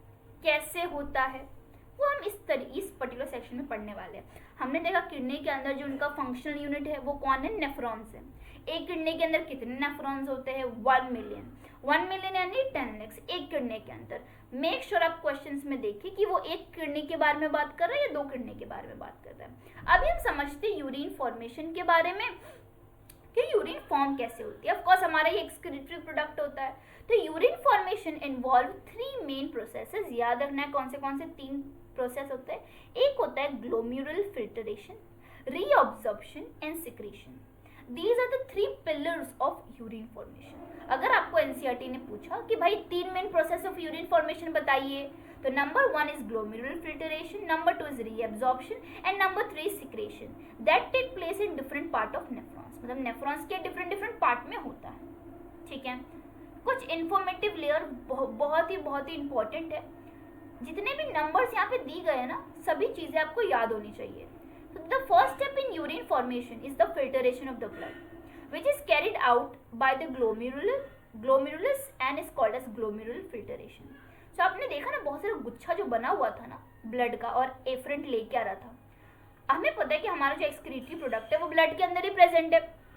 ब्लड के अंदर एक्सक्रीटरी प्रोडक्ट प्रेजेंट है, फिल्टर आउट करना पड़ेगा। वो किडनी का काम है कि ब्लड में से वो निकाल सके, वो भाई तुम वेस्ट प्रोडक्ट हो, तुम हमारे पास आओ, तुम अच्छे प्रोडक्ट हो, तुम एफरेंट के साथ चले जाओ। तो ब्लड के अंदर जो फिल्टरेशन का काम होता है सबसे पहले कौन करता है, ग्लोमेरुलस करता है। इसके लिए सबसे पहला जो हमारा काम होता है दैट इज द फिल्टरेशन। वो फिल्टरेशन को हम क्या बोलते हैं, ग्लोमेरुलस करता है, इसीलिए हम उन्हें ग्लोमेरुलर फिल्टरेशन बोलते हैं। ऑन एन एवरेज कितना होता है, कितने ब्लड्स का फिल्टरेशन एक दिन में हो जाता है? On an average 1100 to 1200 ml of blood is filtered out by kidney per minute। मतलब हर मिनट में कितने ml ऑफ ब्लड फिल्टर होता है, 1100 से 1200 ml। याद रखना यहाँ पे ml दिया हुआ है। ब्लड हर मिनट हमारी किडनी क्या करती है, साफ करती है, क्लियर करती है कि वो भाई तुम अनवांटेड प्रोडक्ट हो, तुम बाहर नहीं जा सकते हो। which constitute roughly of 1/5 of the blood pumped out by each ventricle of the heart in a minute। अभी 1/5 क्या होता है, write down in comment box की फिल्टरेशन। जब ये ब्लड की पंपिंग होती है तो हर वेंट्रिकल कितने ml ब्लड पंप आउट करता है, उसी जितने भी ml का करता है ना उसका ही 1/5 कर देना और आपको आंसर 1100 और 1200 ml मिल जाएगा। I want the answer in comment, क्योंकि हमने भी जस्ट प्रीवियस चैप्टर वही कंप्लीट किया है कि हमारी एक वेंट्रिकल कितना ब्लड पंप आउट करती है एवरी सिंगल मिनट, उसका ही 1/5 हमारी जो किडनी है वो फिल्टर आउट करती है पर minute. The glomerular capillary blood pressure causes filtration of the blood through 3 layers. यानी कि जो प्रेशर क्रिएट होता है, हमारे पास जो प्रेशरेशन देखने को मिलता है, सो ये जो ग्लोमेरुलर कैपिलरी के अंदर जो ब्लड आता है उस प्रेशर की वजह से क्या होता है, फिल्टरेशन होता है. और फिल्टरेशन किस लेयर में होता है, यानी कि जो ब्लड ग्लोमेरुलस के अंदर आता है वो किस प्रेशर के साथ आता है, वही प्रेशर क्या करता है, फिल्टरेशन को कॉज करता है. यहाँ पे स्पेसिफाई किया गया है कि the glomerular capillary blood pressure causes the filtration of the blood through 3 layers. Number 1 कौन सा लेयर होता है, endothelium of glomerular blood vessels. Number 2 होता है epithelium of Bowman's capsule and number 3 होता है basement membrane of these 2 layers. अभी नहीं समझते कौन से सबसे पहले term, endothelium of glomerular blood capillary. देखते हैं यहाँ पे दिया हुआ है कि यहाँ पे स्ट्रक्चर बनाया हुआ है क्या, लेट मी सी, नहीं ऊपर ही स्ट्रक्चर है. तो हम पहले स्ट्रक्चर के थ्रू ये तीनों टर्म को समझते हैं. तो इसका देखो ये हमारे पास क्या आ गया, मेम्ब्रेन हो गया. तो नंबर 1 होता है इसका मेम्ब्रेन, नंबर 2 होता है इसका मेम्ब्रेन, नंबर 3 होता है इन दोनों के बीच का बेसमेंट. क्या क्या बोल रहा है, देखिए वापस से देखते क्या बोल रहा है. नंबर 1 होता है ग्लोम्युलर का ब्लड प्रेशर होता है और उसी का एंडोथेलियम होता है. यानी कि ये जो मेन ब्लड कैपिलरी है उसका जो नंबर 1 लेयर है, पहले तो ब्लड को उसके थ्रू पास आउट होना पड़ता है. नंबर 2 किसकी बात कर रहा है यहाँ पे, नंबर 2 बात कर रहा है एपिथेलियम ऑफ बोमन्स कैप्सूल. अभी जैसे कि जो ब्लड है सबसे पहले कैपिलरीज के थ्रू आएगा, देन ये बोमन्स कैप्सूल का लेयर आपको दिख रहा है, ये बोमन्स कैप्सूल के लेयर को पास आउट करेगा. Not only that but in दोनों के बेसमेंट की, इन दोनों के बीच का जो स्पेस है, जो बेसमेंट होता है, उनके थ्रू भी जो हमारे ब्लड है उनको पास आउट करना पड़ेगा. सो ये जो ब्लड प्रेशर है उसकी वजह से क्या होता है, ये 3 लेयर से अपने आप को फिल्टर आउट करता है. ठीक है, अभी नेक्स्ट क्या बोल रहा है, the epithelium cells of Bowman capsule is called as podocytes. देखो पोडोसाइट है कुछ नहीं, एपिथेलियम ही है किसका, बोमन्स कैप्सूल का, लेकिन उनको एक नया विचित्र नाम दे दिया गया. उस विचित्र नाम का क्या नाम है, पोडोसाइट्स. तो पोडोसाइट्स क्या होते हैं, तो पोडोसाइट्स आर नथिंग बट ये क्या होते हैं, एपिथेलियम सेल्स होते हैं बोमन्स कैप्सूल का. ठीक है, and are arranged in an integrate manner so as to leave some minute spaces called as filtration slit or slit pore. So यहाँ पे जो बोमन्स कैप्सूल था उनके बीच में ये टफ कैपिलरीज है और ये बीच में क्या हो गया, बेसमेंट मेम्ब्रेन हो गया. इस मेम्ब्रेन को हमने जब एनलार्ज करके देखा तो इसमें हमें देखने को मिला कुछ नहीं, सब पोडोसाइट सेल्स होते हैं. तो कुछ सेल्स ऐसे होते हैं और इस सेल्स को हमने क्या बोला, पोडोसाइट्स. क्या बोला, पोडोसाइट्स. और ये पोडोसाइट किस तरीके से अरेंज है, इस तरीके से अरेंज है क्योंकि 2 पोडोसाइट्स के बीच में कुछ स्पेसिंग हो. सो उस स्पेसिंग को हम क्या बोलते हैं, filtration slit and filtration slit या स्लिट पोर्स बोलते हैं. तो यहाँ पे क्या बोल रहा है, ये लाइन आपको समझ में है कि जो एपिथेलियम ऑफ बोमन्स कैप्सूल है जिनको हम पोडोसाइट्स बोलते हैं, ये कुछ इस तरीके से अरेंज्ड है ताकि कुछ some minute spaces called as filtration slit और स्लिट पोर्स उनके बीच में प्रेजेंट है. तो ये जो 2 पोडोसाइट्स आपको दिखने में आ रहे हैं, ओके, सो ये जो आपको 2 पोडोसाइट्स दिख रहे हैं इनके बीच में कुछ स्पेस है. इस स्पेस को हमने एक नया नाम दिया है फिल्टरेशन स्लिट या slit pore. So blood is filtered so finely through this membrane that almost all the constituent of the plasma except the protein pass into the lumen of the Bowman's capsule. Therefore, it is considered as the process of ultrafiltration. यानी कि ये 3 जो layer है वो filtration का इतना अच्छा काम करती है कि ऑलमोस्ट ब्लड से जितने भी अनवांटेड चीज़ें वो हमारे बोमन्स कैप्सूल के अंदर आ जाती है. तो यहाँ पे ना एक पर्टिकुलरली उन्होंने प्लाज्मा के बारे में डिस्कस किया गया है, तो आपको ये लाइन याद होनी चाहिए क्योंकि ये असर्शन रीजनिंग में पूछा जाता है. तो क्या बोल रहा है यहाँ पे कि इसके अंदर सारे कॉन्स्टिट्यूएंट ऑफ प्लाज्मा होंगे एक्सेप्ट प्रोटीन. यानी कि जो भी प्रोटीन है जो हमारी बॉडी को ज़रूरत है वो ऑटोमेटिकली एफरेंट आर्टेरियोल क्या करता है, इफरेंट को पास ऑन कर देता है. लेकिन जो हमारे पास अनवांटेड चीज़ें हैं जिन्हें हम एक्सक्रीट आउट करना है वो सारे बोमन्स कैप्सूल के अंदर आ जाते हैं. सो ये जो हमारा ब्लड है वो जो 3 लेवल ऑफ फिल्ट्रेशन को क्रॉस करके आया है वो इस तरीके से क्रॉस करके आया है कि ऑलमोस्ट सारे जितने भी कॉन्स्टिट्यूएंट हैं जो हमारे लिए अनवांटेड है वही से बोमन्स कैप्सूल में आएंगे. अपार्ट फ्रॉम दैट सभी चीज़ें बाहर चली जाएगी and that is the reason हम इसे अल्ट्रा फिल्ट्रेशन का नाम देते हैं. कैन यू इमेजिन कि हमारी बॉडी ने इस तरीके से मैकेनिज्म को डेवलप किया कि उन्हें 3 डिफरेंट लेयर्स क्या करना पड़े, पास ऑन करना पड़े. ओके, तो अभी देखिए आगे क्या बोल रहा है वो, कि the amount of filtrate formed by the kidney per minute is called as glomerular filtration rate, GFR. अभी जीएफआर क्या होता है, तो हमने देखा कि जीएफआर क्या होता है कि कितना फिल्टरेट में, यानी 3 लेयर से जो पास ऑन होके आता है बोमेंस कैप्सूल के अंदर, वो कितना पास ऑन होके आता है पर मिनट, यानी इसकी क्वांटिटी क्या है पर मिनट, उस ब्लड की क्वांटिटी जो बोमेंस कैप्सूल में आ रहा है पर मिनट, उसे हम क्या बोलते हैं, ग्लोम्युरल फिल्टरेशन रेट, जिसको हम शॉर्ट फॉर्म में जीएफआर भी बोलते हैं। तो GFR in a healthy individual is approximately, of course number आ गया इंपॉर्टेंट है, 125 ml per minute, that is 180 litres per day. So एक हेल्दी इंडिविजुअल की हम जब बात करें तो उनका जीएफआर कितना होना चाहिए, 125 ml पर मिनट होना चाहिए। अगर मैं एक दिन का बोलूँ तो 180 लीटर्स होना चाहिए। यहाँ पे अगेन बच्चे कंफ्यूज होते हैं कि भाई उनको लगता है कि इतना अनवांटेड वेस्ट हमारे बॉडी के अंदर प्रोड्यूस होता है पर मिनट, पर डे के अंदर 180 लीटर्स होता है, इसका मतलब यूरिनेशन भी 180 होता होगा। नहीं, ऐसा नहीं है, ये सिर्फ हम जीएफआर की बात कर रहे हैं। लोगों को यही कन्फ्यूजन होता है कि अगर जीएफआर उतना है तो यूरिनेशन भी उतनी ही क्वांटिटी में होगा, ऐसा नहीं, क्योंकि हमारी बॉडी बड़ी ही कंजूस है, वो ना अनवांटेड चीज़ों में से भी ना कुछ जो वांटेड है उसको भी एक्सट्रैक्ट कर लेती है, ताकि हमारे बॉडी में से कुछ भी वांटेड चीज़ लॉस ना हो। सो आगे देखते हैं। तो याद रखना जो 180 लीटर्स है, जो 125 ml है, वो सिर्फ जीएफआर की बात की जा रही है। The kidney have built up in a mechanism for the regulation of glomerular filtration rate. One such efficient mechanism is carried out by juxtaglomerular apparatus.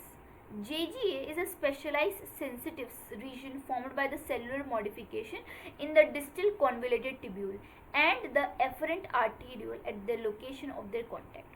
यानी कि ये लाइन क्या बोलने की कोशिश कर रहा है कि जो हमारे पास जीएफआर बन के आया है ना, उसके मैकेनिज्म को रेगुलेट करने के लिए वो किस तरीके से काम करे, एक ग्रुप ऑफ सेल्स जिसको हम जेजी सेल्स बोलते हैं, जेजीए सेल्स बोलते हैं, वो प्रेजेंट होते हैं। अब ये जेजीए सेल्स प्रेजेंट कहाँ पे होते हैं, तो ये ना सिर्फ मॉडिफिकेशन है, किसका मॉडिफिकेशन है, डीसीटी का मॉडिफिकेशन है और एफरेंट आर्टीरियल का। यानी कि यहाँ पे हम देखते हैं, यहाँ पे अगर स्पेसिफाई किया प्रीवियसली हमें जाना पड़ेगा, तो आपको दिख रहा है डिस्टल कॉन्वोल्यूटेड ट्यूब्यूल और ये जो एफरेंट आर्टीरियल है। आप एक्चुअली में स्ट्रक्चर्स को देखोगे ना, तो स्ट्रक्चर हमारे मेड्यूला के अंदर कुछ इस तरीके से दिखता है। Okay, let me draw the kidney. ठीक है, तो लेट मी ड्रॉ, तो ये इसका शो कैसे होता है, ये हमें लूप ऑफ हेनले बना रहा है, ये लूप ऑफ हेनले जा रहा है, ये हमारे पास डिस्टल कॉन्वोल्यूटेड ट्यूब्यूल जा रहा है, ये जो डिस्टल कॉन्वोल्यूटेड ट्यूब्यूल है फर्दर कलेक्टिंग डक्ट्स में जाके अपना ओपन अप हो जाएगा, राइट। रफली मैंने बनाया है, तो मेक श्योर यू स्टडी। ये हमारे पास क्या हो गया, एफरेंट हो गया, ये हमारे पास इफरेंट हो गया। देखा जाए तो मैं इस डायग्राम को थोड़ा और भी अच्छे तरीके से मॉडिफाई करके बनाऊं, तो देखो जो हमारा डिस्टल कॉन्वोल्यूटेड ट्यूब्यूल है ना, कुछ इस तरीके से प्रेजेंट होता है। तो this is the distal convoluted tubule और यहाँ से कलेक्टिंग डक्ट वापस आता है। सो यहाँ की मॉडिफिकेशन, यहाँ की कुछ सेल्स और यहाँ की कुछ सेल्स, डीसीटी के कुछ सेल्स और एफरेंट आर्टीरियल के कुछ सेल्स मॉडिफाई कर लेते अपने आप को, किसमें, जेजीए सेल्स के अंदर। ये जेजीए सेल्स क्या करते हैं, फिल्टरेशन जो जीएफआर है उनको कंट्रोल करते हैं, उनको रेगुलेट करने का काम करते हैं। तो कौन से सेल्स होते हैं, वो सेल्स को afferent arteriole as well as DCT के कुछ कुछ मॉडिफाइड सेल्स होते हैं। ठीक है, क्या करते हैं, a fall in GFR can activate JG cells. यानी कि अभी हम समझ रहे हैं कि किस तरीके से हमारा जो जेजीए सेल है या जेजी सेल्स है वो किस तरीके से रिस्पॉन्ड करता है। ठीक है, तो जैसे जीएफआर के अंदर कमी आई, यानी कि फिल्टरेशन जितना बनना चाहिए तो उतना फिल्टरेशन नहीं बन रहा, यानी कि कुछ ना कुछ प्रॉब्लम है। तो जैसे ही जीएफआर के अंदर कमी आती है, तो ये जो जेजी सेल्स होते हैं, जो मॉडिफिकेशन ऑफ किसके होते हैं, मॉडिफिकेशन होते हैं distal convoluted tubule and afferent arteriole के। ये रिलीज करते हैं एक सब्सटेंस जिनका नाम रेनिन है। ये रेनिन जो स्टिमुलेट करता है glomerular blood flow and thereby increases the GFR back to normal. यानी कि जो ये ब्लड कैपिलरी ग्लोमेरुलस आता है, जो टफ्ट ऑफ सेल्स का फॉर्मेशन करता है, जैसे देखता है कि फिल्टरेशन रेट कम हुआ है, बोमेंस कैप्सूल के अंदर उतना फिल्टरेट नहीं आ रहा है जितना आना चाहिए, जेजी सेल एक्टिवेट होता है, वो अपने अंदर से केमिकल रिलीज करता है जिसका नाम रेनिन है। ये रेनिन अगेन अटैक बैक करता है एफरेंट आर्टीरियल के अंदर, ग्लोमेरुलस के अंदर अटैक करता है और वो जीएफआर क्या करता है, बैक टू नॉर्मल लाने की कोशिश करता है। Comparison of a volume of a filtrate per day, यानी कि फिल्टरेट कितना बनता है हमारे बोमेंस कैप्सूल के अंदर 180 litres per day, with that of the urine release 1.5 litres. So actual में हमारा यूरिन कितना रिलीज होता है 1.5 लीटर्स, लेकिन फिल्टरेट जो अनवांटेड चीज़ें का फिल्टरेट बनता है वो कितना होता है 180 litres. Suggests that 99% of the filtrate has to be reabsorbed by the renal tubule. यानी फिल्ट्रेट जितना बना है ना उसमें से 99% तो एब्जॉर्ब हो जाता है. Only 1.5 litres. Can you imagine 180 litre में से सिर्फ 1.5 लीटर एक्चुअली में एक्सक्रीट आउट होता है. यानी कि जो 99% ऑफ फिल्टरेट है वो हमारे रीनल ट्यूब्यूल से रीअब्जॉर्ब हो जाते हैं ताकि हमारी बॉडी में उसका कुछ और भी फंक्शन हो पाए. इसी प्रोसेस को हम क्या बोलते हैं reabsorption. So what is reabsorption? कंजूसी को बोलते हैं रीअब्जॉर्प्शन. यानी कि जितने भी अनवांटेड चीज़ें उन्हें ही हम सिर्फ निकालें और अनवांटेड चीज़ों से भी हम कुछ वांटेड चीज़ें अगर हमें मिल रही है तो उसको हम रीअब्जॉर्ब कर सकें. That process is called as reabsorption. So tubular epithelium cell in a different segment of nephron perform this either by active और पैसिव मैकेनिज्म. सो हमने देखा था कि हमारे पास बोमेंस कैप्सूल है, हमारे पास पीसीटी है, प्रॉक्सिमल कॉन्वोल्यूटेड ट्यूब्यूल है, हमारे पास लूप ऑफ हेलन है, हमारे पास डीसीटी है, हमारे पास कलेक्टिंग डक्ट्स है. तो ये जितने सारे भी सेगमेंट्स हैं वो क्या करते हैं, ये करते हैं फिल्टरेट को रीअब्जॉर्ब करने का काम करते हैं ईदर बाय एक्टिव और पैसिव मैकेनिज्म. जैसे कि for example substances like glucose, amino acids, sodium etcetera in a filtrate. यानी कि फिल्टरेट के अंदर कुछ अमाउंट ऑफ ग्लूकोज आ गया, अमाइनो एसिड आ गया, कुछ अमाउंट ऑफ सोडियम आयंस आ गया, तो ये जो फिल्टरेट के अंदर किस तरीके से एब्जॉर्ब होता है, एक्टिवली एब्जॉर्ब होता है. तो यहाँ पे देखो आपको याद क्या करना है कि एक्टिवली कौन से चीज़ें एब्जॉर्ब होती है और पैसिवली कौन सी चीज़ें एब्जॉर्ब होती है. तो एक्टिवली एब्जॉर्ब क्या क्या होती है, ग्लूकोज होता है, अमाइनो एसिड होता है और कुछ सोडियम के आयंस होते हैं. Whereas the nitrogenous waste are absorbed by the passive transport. But जो हमारा मेन चंक है, जो हमारे एक्सक्रीटरी प्रोडक्ट का मेजर चंक को फॉलो अप करता है, which is the nitrogenous waste, वो पैसिवली ट्रांसपोर्ट होता है. सो आपको याद क्या रखना है इसमें कि एक्टिवली क्या क्या ट्रांसपोर्ट होता है, उसके एग्जाम्पल्स, पैसिवली क्या क्या ट्रांसपोर्ट होता है. फॉर्चुनेटली आपका एक एग्जाम्पल नाइट्रोजिनस वेस्ट के बारे में. ठीक है, तो नाइट्रोजनस वेस्ट के बारे में एक एग्जांपल दिया हुआ है. Reabsorption of water is also occur passively. ये याद रखना है कि वाटर भी रीअब्जॉर्ब होता है क्योंकि फिल्टरेट देख रहे हो 180 है, लेकिन एक्चुअली में कितना एक्चुअली में होता है हमारे बॉडी से 1.5 लीटर. यानी कि वाटर भी कुछ ना कुछ मात्रा में पैसिवली एब्जॉर्ब होता होगा in the initial segment of the nephrons. Initial segment यानी कि पीसीटी के बारे में बात की जा रही है. किस सेगमेंट में क्या क्या होता है हम फंक्शन ऑफ ट्यूब्यूल्स के अंदर पढ़ेंगे, लेकिन फिलहाल इस पैराग्राफ में हम जर्नलाइज समझ रहे हैं कि रीएब्जॉर्प्शन की नीड क्यों है, क्योंकि हमारी बॉडी में फिल्टरेट तो बहुत फॉर्म होता है लेकिन एक्चुअल में जो यूरिन पास आउट होता है वो बहुत ही कम होता है. दूसरी चीज़ क्या याद रखनी है कि फिल्टरेट में एक्टिवली क्या क्या चीज़ें ट्रांसपोर्ट होती है, पैसिवली क्या क्या चीज़ें ट्रांसपोर्ट होती है. तो एक्टिवली का एग्जांपल है हमारे पास glucose, amino acid and some sodium ion. On the other hand passively क्या क्या ट्रांसपोर्ट होता है, that is nitrogenous waste. Passively nitrogenous waste के साथ साथ वाटर भी होता है. During urine formation, the tubular cells secrete substances like hydrogen ion, potassium ion, and ammonia into filtrate. Tubular secretion is also important step in urine formation as it help in maintenance of ionic and acid balance of a body fluid. तो हमने देखा कि हमारी body ना बड़ी ही कंजूस है. कुछ भी अगर अनवांटेड में भी वांटेड मिल गया तो उसे भी रीअब्जॉर्ब कर लेती है. तो हमने देखा कि बहुत सारी चीज़ें रीअब्जॉर्ब होती है. हमने ये भी देखा कि एक्टिवली क्या क्या होती है और पैसिवली क्या क्या होती है. बट यहाँ पे एनसीईआरटी ने नेक्स्ट पैराग्राफ में बोला है कि हमारी बॉडी सिर्फ रीअब्जॉर्ब करने का काम नहीं करती, सिक्रीट आउट भी करने का काम करती है. बहुत सारे आयंस को सिक्रीट आउट करती है. क्यों करती है, सबसे लास्ट लाइन में इसका रीज़न दिया हुआ है. क्यों करती है भाई, what is the reason of secretion, maintain कर पाए आयनिक एंड एसिड बैलेंस को. कि भाई कुछ अगर आयन हमारी बॉडी में एब्जॉर्ब हो रहा है तो यहाँ पे ऑफकोर्स उसकी चार्ज बढ़ जाएगी. इस चार्ज को मेंटेन करने के लिए कुछ अमाउंट ऑफ आयंस को हमें सिक्रेट भी करना पड़ेगा ताकि एक बैलेंस मेंटेन रह सके, एक न्यूट्रल पोजीशन मेंटेन रह सके. ठीक है, इसीलिए हमें कुछ अमाउंट ऑफ सिक्रीशन भी करना पड़ता है. वो सिक्रीशन क्या होते हैं, एग्जाम्पल H+, पोटेशियम, कुछ अमाउंट ऑफ अमोनिया, ये फिल्टरेट के अंदर सिक्रीट आउट होता है. आई होप इतना क्लियर है आपको. अभी हम नेक्स्ट समझेंगे नेक्स्ट वाले पार्ट में फंक्शन ऑफ टिब्यूल्स, यानी कि हर टिब्यूल्स का क्या क्या फंक्शन होता है। तो अब हमें हर पर्टिकुलर टिब्यूल क्या क्या करती है, हर सेगमेंट क्या क्या एक्चुअली में काम करती है, हम इस पर्टिकुलर सेक्शन में पढ़ने वाले, which is function of a tubule. तो पीसीटी क्या करता है एक्चुअली में, डीसीटी क्या करता है। तो यहाँ पे ना ऐसे बहुत सारे काम हैं जो अकेला सिर्फ पीसीटी कर सकता है, ऐसे बहुत सारे काम हैं जो पीसीटी और लूप ऑफ हेनले मिलके भी करेंगे। तो ऐसे कंफ्यूज मत होना कि भाई जो लाइन पीसीटी के लिए लिखा गया है कुछ कुछ line same loop of Henley के लिए भी लिखा हुआ होगा। तो डोंट गेट कंफ्यूज, क्योंकि ये जितना भी हम प्रोसेस पढ़ रहे हैं हमारे बॉडी के अंदर एवरीथिंग इज कोऑर्डिनेटेड, ठीक है। तो प्रॉक्सिमल कॉन्वोल्यूटेड टिब्यूल, जिसका हम शॉर्ट फॉर्म बोलते हैं पीसीटी। पीसीटी जिस सेल से लाइन होती है that is simple cuboidal brush border epithelium. भाई यहाँ पे एडजेक्टिव यूज हुआ है, स्पेसिफाई किया गया है कि किस प्रकार का, किस टाइप का सेल यूज हुआ है पीसीटी के अंदर, तो क्वेश्चन आने के चांसेस बहुत ज़्यादा हाई है। तो पीसीटी के अंदर क्या होता है, simple cuboidal brush border epithelium पाया जाता है, विच increases the surface area for reabsorption.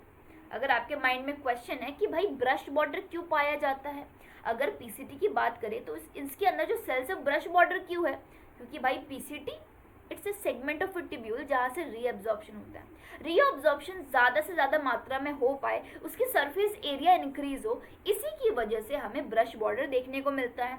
जब मैं फर्स्ट टाइम मैंने पढ़ा तो मुझे ऐसा लग रहा था कि भाई ब्रश बॉर्डर होने से सरफेस एरिया ही कैसे इंक्रीज हो जाएगा। सो भाई इमेजिन करो ये हमारे पास ब्रश बॉर्डर है, अगर तुम इसे इलोंगेट करोगे तो ऑफकोर्स इसका सरफेस एरिया ऑटोमेटिकली बढ़ेगा ना, मतलब देखने में तो हमें ग्रूव लग रहा है लेकिन इसका सरफेस एरिया ज़्यादा है, तो रीअब्सॉर्प्शन के चांसेस भी बहुत ज़्यादा है। अभी यहाँ से इंपॉर्टेंट चीज़ें आती है जो एक्सट्रीमली इंपॉर्टेंट है कि नियरली ऑल असेंशियल न्यूट्रिएंट, यानी कि अगर बाय मिस्टेकली वो 180 लीटर्स के अंदर जो हमने देखा कि अगर व्हाट इफ कि उसके अंदर कुछ एसेंशियल न्यूट्रिएंट भी आ गए, लेकिन वो आगे नहीं जा पाएगा क्योंकि पीसीटी के अंदर वो नियरली जितने भी एसेंशियल न्यूट्रिएंट है वो रीअब्सॉर्ब हो जाएंगे। Not only that, but 70 to 80% of the electrolyte and water are reabsorbed by this segment. By ये स्पेसिफिकेशन आपको याद रखना है कि 70 to 80% जो इलेक्ट्रोलाइट्स होते हैं, water electrolyte, sodium, potassium, calcium, chloride, जो भी आयंस की फॉर्म में है, और साथ ही साथ वाटर, वो क्या होता है इस सेगमेंट से रीअब्सॉर्ब हो पाता है। PCT also help to maintain the pH. देखो मैंने कैसे याद किया था, PCT P stands for pH, यानी कि वो पीएच को भी मेंटेन करता है, आयनिक बैलेंस को भी मेंटेन करता है by selective secretion of hydrogen ion, ammonia, potassium into filtrate and by absorption of bicarbonate from it. तो मैंने आपको बताया था कि हमारी बॉडी सिर्फ रीअब्जॉर्ब नहीं करती है, कुछ कुछ सिक्रीट आउट भी करती है। तो पीसीटी जो सेगमेंट कुछ रीअब्जॉर्ब करती है तो भाई मेंटेन करने के लिए कुछ सिक्रीट आउट भी करना पड़ेगा। क्या सिक्रीट आउट करती है वो, hydrogen ion, ammonia, potassium ion, ठीक है। अगर आपने देखा होगा लास्ट में एक लाइन दी हुई है, एब्जॉर्प्शन होता है किसका, बाइकार्बोनेट का। अगर आपने नोटिस किया हो ये क्वेश्चन बड़ा ही कंफ्यूजिंग होता है कि हर जगह रीअब्जॉर्ब लिखा है, यानी कि एक और बार, मतलब एक बार एब्जॉर्ब हो चुका था, एक और बार एब्जॉर्ब हो रहा है, लेकिन बाइकार्बोनेट के लिए सिर्फ एब्जॉर्प्शन लिया है, यानी कि फर्स्ट टाइम बाइकार्बोनेट कहाँ पे रीअब्जॉर्ब होता है, टिब्यूल्स में। किस टिब्यूल में, पीसीटी के अंदर। लेकिन जो ये एसेंशियल न्यूट्रिएंट हो गया, हमारे पास इलेक्ट्रोलाइट हो गया, ये वाटर हो गया, ये ऑलरेडी हमारे पास ग्लोमेरुलस के अंदर, हमारे बोमस कैप्सूल के अंदर रीअब्जॉर्ब हो चुका था। फिर भी आगे जाके और भी अच्छे तरीके से रीअब्जॉर्ब करने के लिए हमने पीसीटी का सहारा लिया, लेकिन बाइकार्बोनेट की केस में ये पहली बार एब्जॉर्ब कहाँ पे होता है, पीसीटी के अंदर होता है। भाई ये पैराग्राफ भले ही बहुत छोटा है लेकिन हर एक एक लाइन इंपॉर्टेंट है। तो हमने पीसीटी के अंदर क्या समझा कि पीसीटी जो हमारे पास टिब्यूल है उसके अंदर जो सेल्स है वो किस प्रकार के सेल्स है, वो सिंपल क्यूबॉइडल ब्रश बॉर्डर है। Now the question that might arise in your mind कि ब्रश बॉर्डर क्यों, ब्रश बॉर्डर इसीलिए ताकि उसका सरफेस एरिया इंक्रीज हो पाए और ज़्यादा से ज़्यादा रीअब्जॉर्प्शन हो। रीअब्जॉर्प्शन क्यों होता है, ताकि भाई कुछ वांटेड चीज़ हमारी बॉडी से ना जाए, ठीक है, कुछ वांटेड चीज़ हमारी बॉडी से ना जा पाए। कौन सी वांटेड चीज़ें वापस से रीअब्जॉर्ब हो जाती है, एसेंशियल न्यूट्रिएंट, 70 to 80% इलेक्ट्रोलाइट और कुछ अमाउंट ऑफ वाटर हमारी बॉडी के अंदर रीअब्जॉर्ब हो जाती है। But to maintain the balance pH और आयनिक बैलेंस को मेंटेन करने के लिए एक सिलेक्टिव सिक्रीशन होता है। किस किस चीज़ का होता है? Hydrogen ion, ammonia, potassium ion. और एब्जॉर्प्शन किसका होता है? बाइकार्बोनेट का। अभी तक हमने ऊपर जितना भी पढ़ा सबका रीएब्जॉर्प्शन हुआ, लेकिन फर्स्ट टाइम एब्जॉर्प्शन कहाँ पे हुआ? हमारे पास बाइकार्बोनेट का हमारे पीसीटी में हुआ। आई होप इतना क्लियर है। अभी हम नेक्स्ट समझते हैं लूप ऑफ हेनले के बारे में। तो लूप ऑफ हेनले के अंदर भी स्पेसिफिकेशन दिया हुआ है। तो लूप ऑफ हेनले के अंदर हमें पता है दो पार्ट होता है, एक डिसेंडिंग वाला पार्ट होता है लूप ऑफ हेनले में, और एक असेंडिंग वाला पार्ट होता है, this is the ascending part. तो हम देखते हैं कि दोनों का इंडिविजुअल काम क्या होता है। कि reabsorption is minimum is ascending limb. ये जो असेंडिंग लिम्ब है इनमें रीएब्जॉर्प्शन बहुत ही कम होता है। क्यों? क्योंकि ये बहुत ही रिस्पॉन्सिबल होता है, because however this reason plays a significant role in the maintenance of high osmolarity of a medullary interstitial fluid. What is osmolarity? Osmolarity is nothing but is related to water content. यानी कि हमारे पास ये जो loop of Henley है इनके अंदर जो water content है एज कम्पेयर टू इंटरस्टिशियल के अंदर जो वाटर कंटेंट, इनके बीच में डिफरेंस कितना है, इनके बीच का कंपैरिजन क्या है, that comparison justifies and try to understand us की ऑस्मोलैरिटी होती क्या है। ठीक है, तो ये जो असेंडिंग का पार्ट है तो उसमें देखा जाए तो रीअब्जॉर्प्शन तो बड़ा ही मिनिमम होता है। जैसे कि अगर आपको डायग्रामेटिक रिप्रेजेंटेशन को देखना है तो यहाँ पे हमने देखा था। ठीक है, let me show you, this diagram is way more useful. तो हमने देखा कि लूप ऑफ हेनले, इनका ये हमारे पास क्या, ये descending limb of loop of Henley है और ये ascending limb of loop of Henley. तो असेंडिंग वाले के अंदर ना रीअब्जॉर्प्शन बड़ा ही मिनिमम होता है। ये ऑस्मोलैरिटी को मेंटेन करने के लिए बड़ा ही यूजफुल होता है। कैसे होता है हम वो देखते हैं कि ऑस्मोलैरिटी कैसे वो मेंटेन कर पाएगा, वो डिफरेंस को कैसे, कभी भी डिफरेंस अगर ज़्यादा हुआ तो उसको नॉर्मलाइज करने में वो कैसे कामयाब होगा, हम वो देखते हैं। नेक्स्ट क्या बोल रहा है कि the descending limb of loop of Henle is permeable to water but almost impermeable to electrolyte. तो ये जो डिसेंडिंग लूप ऑफ हेनले, इसके अंदर ना यहाँ के जो बाकी इंटरस्टिशियल सेल्स है ना वो सिर्फ वाटर को अपने अंदर एब्जॉर्ब कराएंगे, इलेक्ट्रोलाइट को नहीं करवाएंगे। तो आपको जितना भी मैक्सिमम वाटर है वो अगेन रीअब्जॉर्ब हो जाएगा। इससे क्या होगा, this concentrates the filtrate as it moves down. तो जैसे जैसे फिल्टर रेट नीचे आएगा तो पानी का रीअब्जॉर्प्शन होते जाएगा। तो पानी का रीअब्जॉर्प्शन होते जाएगा तो फिल्टर रेट में अगर पानी की कमी होती गई तो ऑफ कोर्स इलेक्ट्रोलाइट की जो कंटेंट है वो बढ़ते जाएगा, और इलेक्ट्रोलाइट का कंटेंट अगर बढ़ते जाएगा तो कंसंट्रेशन भी बढ़ेगी ना।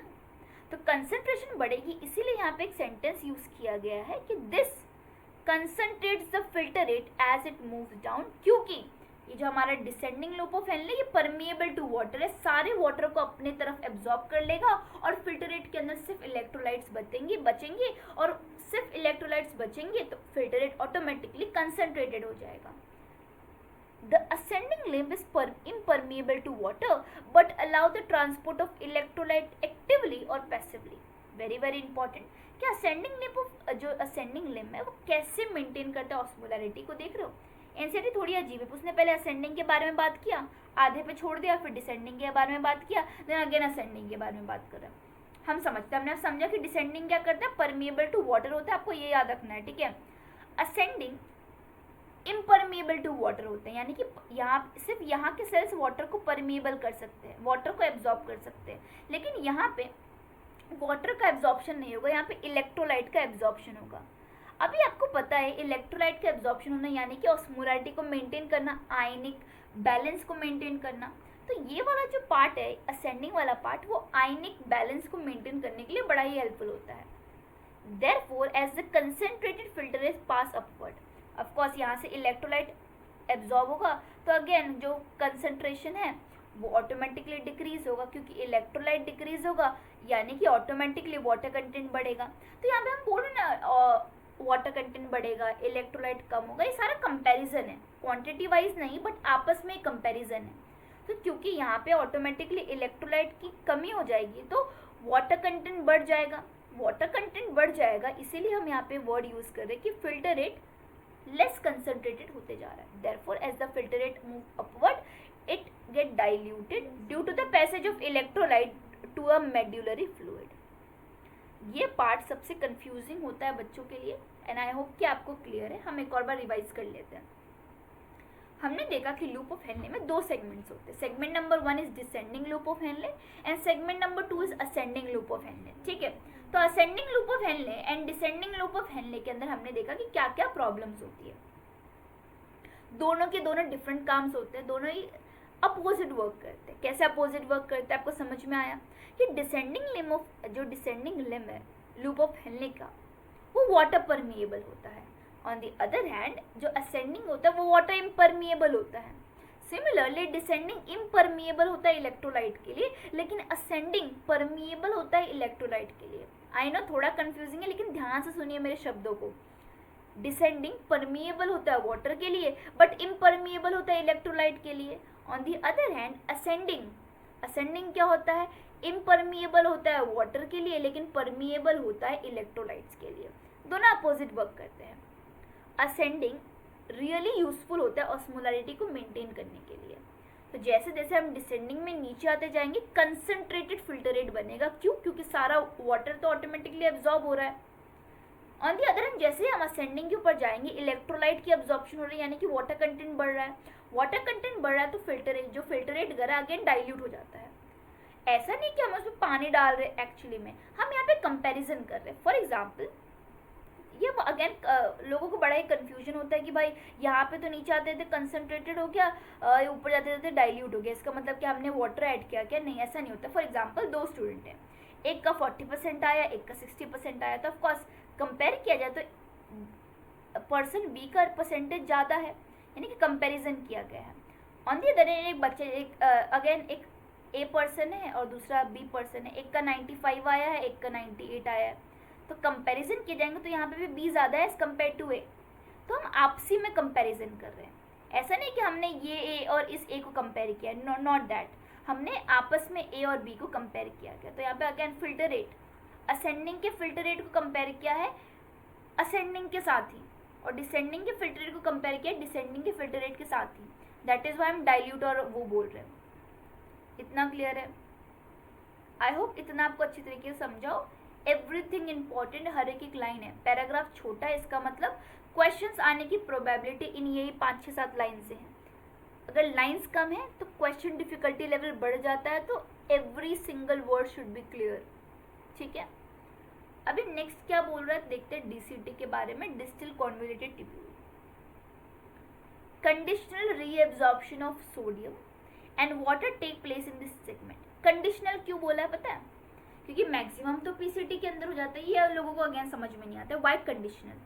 आपको पता है कभी कभार when you drink a lot of water तो हमें फ्लश आउट करना पड़ता है कि भाई जाओ वाटर चले जा. लेकिन ऐसा होता है ना उपवास के टाइम पे कि हमने देखा कि हम ज़्यादा पानी नहीं पीते हैं. देयर सम डेज जहाँ पे हम बहुत ही कम पानी पीते हैं, लेकिन हमारी बॉडी को तो उतनी ही नीड चाहिए.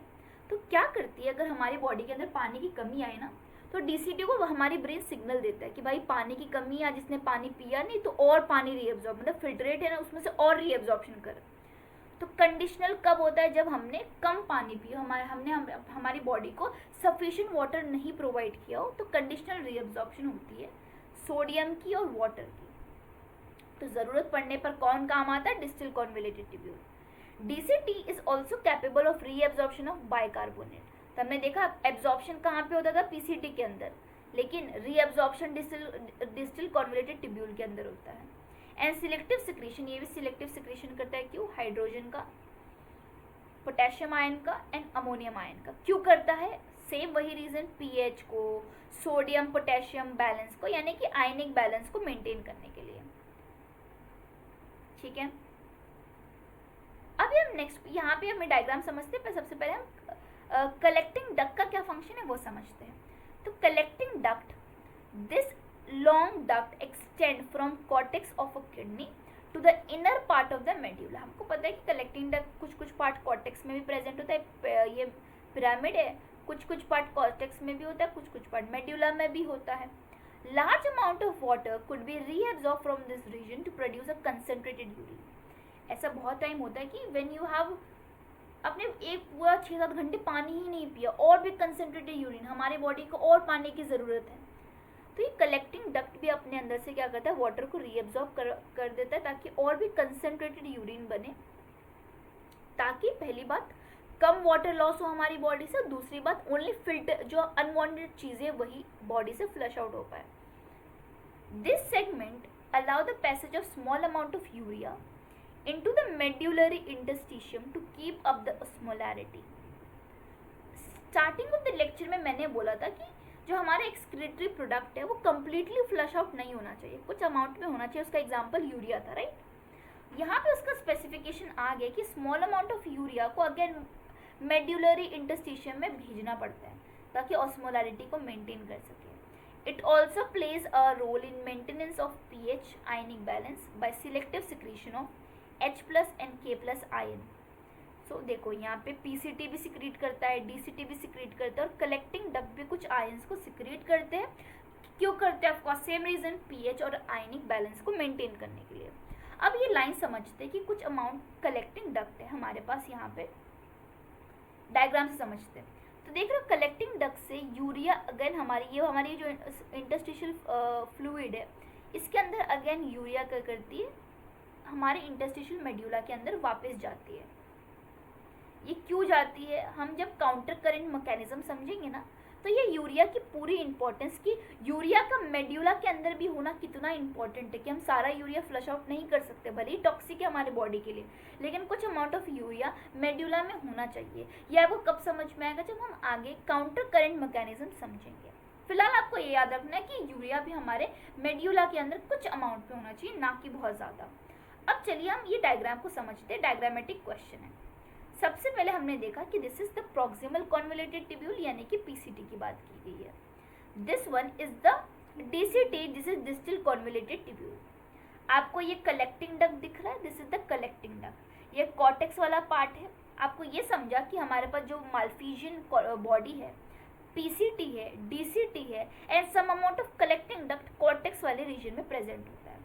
और जो हमारा major chunks of loop of Henle और कलेक्टिंग डक्ट मेड्यूला के अंदर प्रेजेंट होता है. ये क्लियर है? हमने देखा था पीसीटी के अंदर बाइकार्बोनेट एब्जॉर्ब होता है, ना कि रीएब्जॉर्ब होता है. कुछ अमाउंट ऑफ इलेक्ट्रोलाइट भी रीएब्जॉर्ब होते हैं वाटर के साथ साथ, कुछ एसेंशियल न्यूट्रिएंट भी रीएब्जॉर्ब होता है. हमने ये भी देखा कि हमारी जो पीसीटी है आयनिक मेंटेनेंस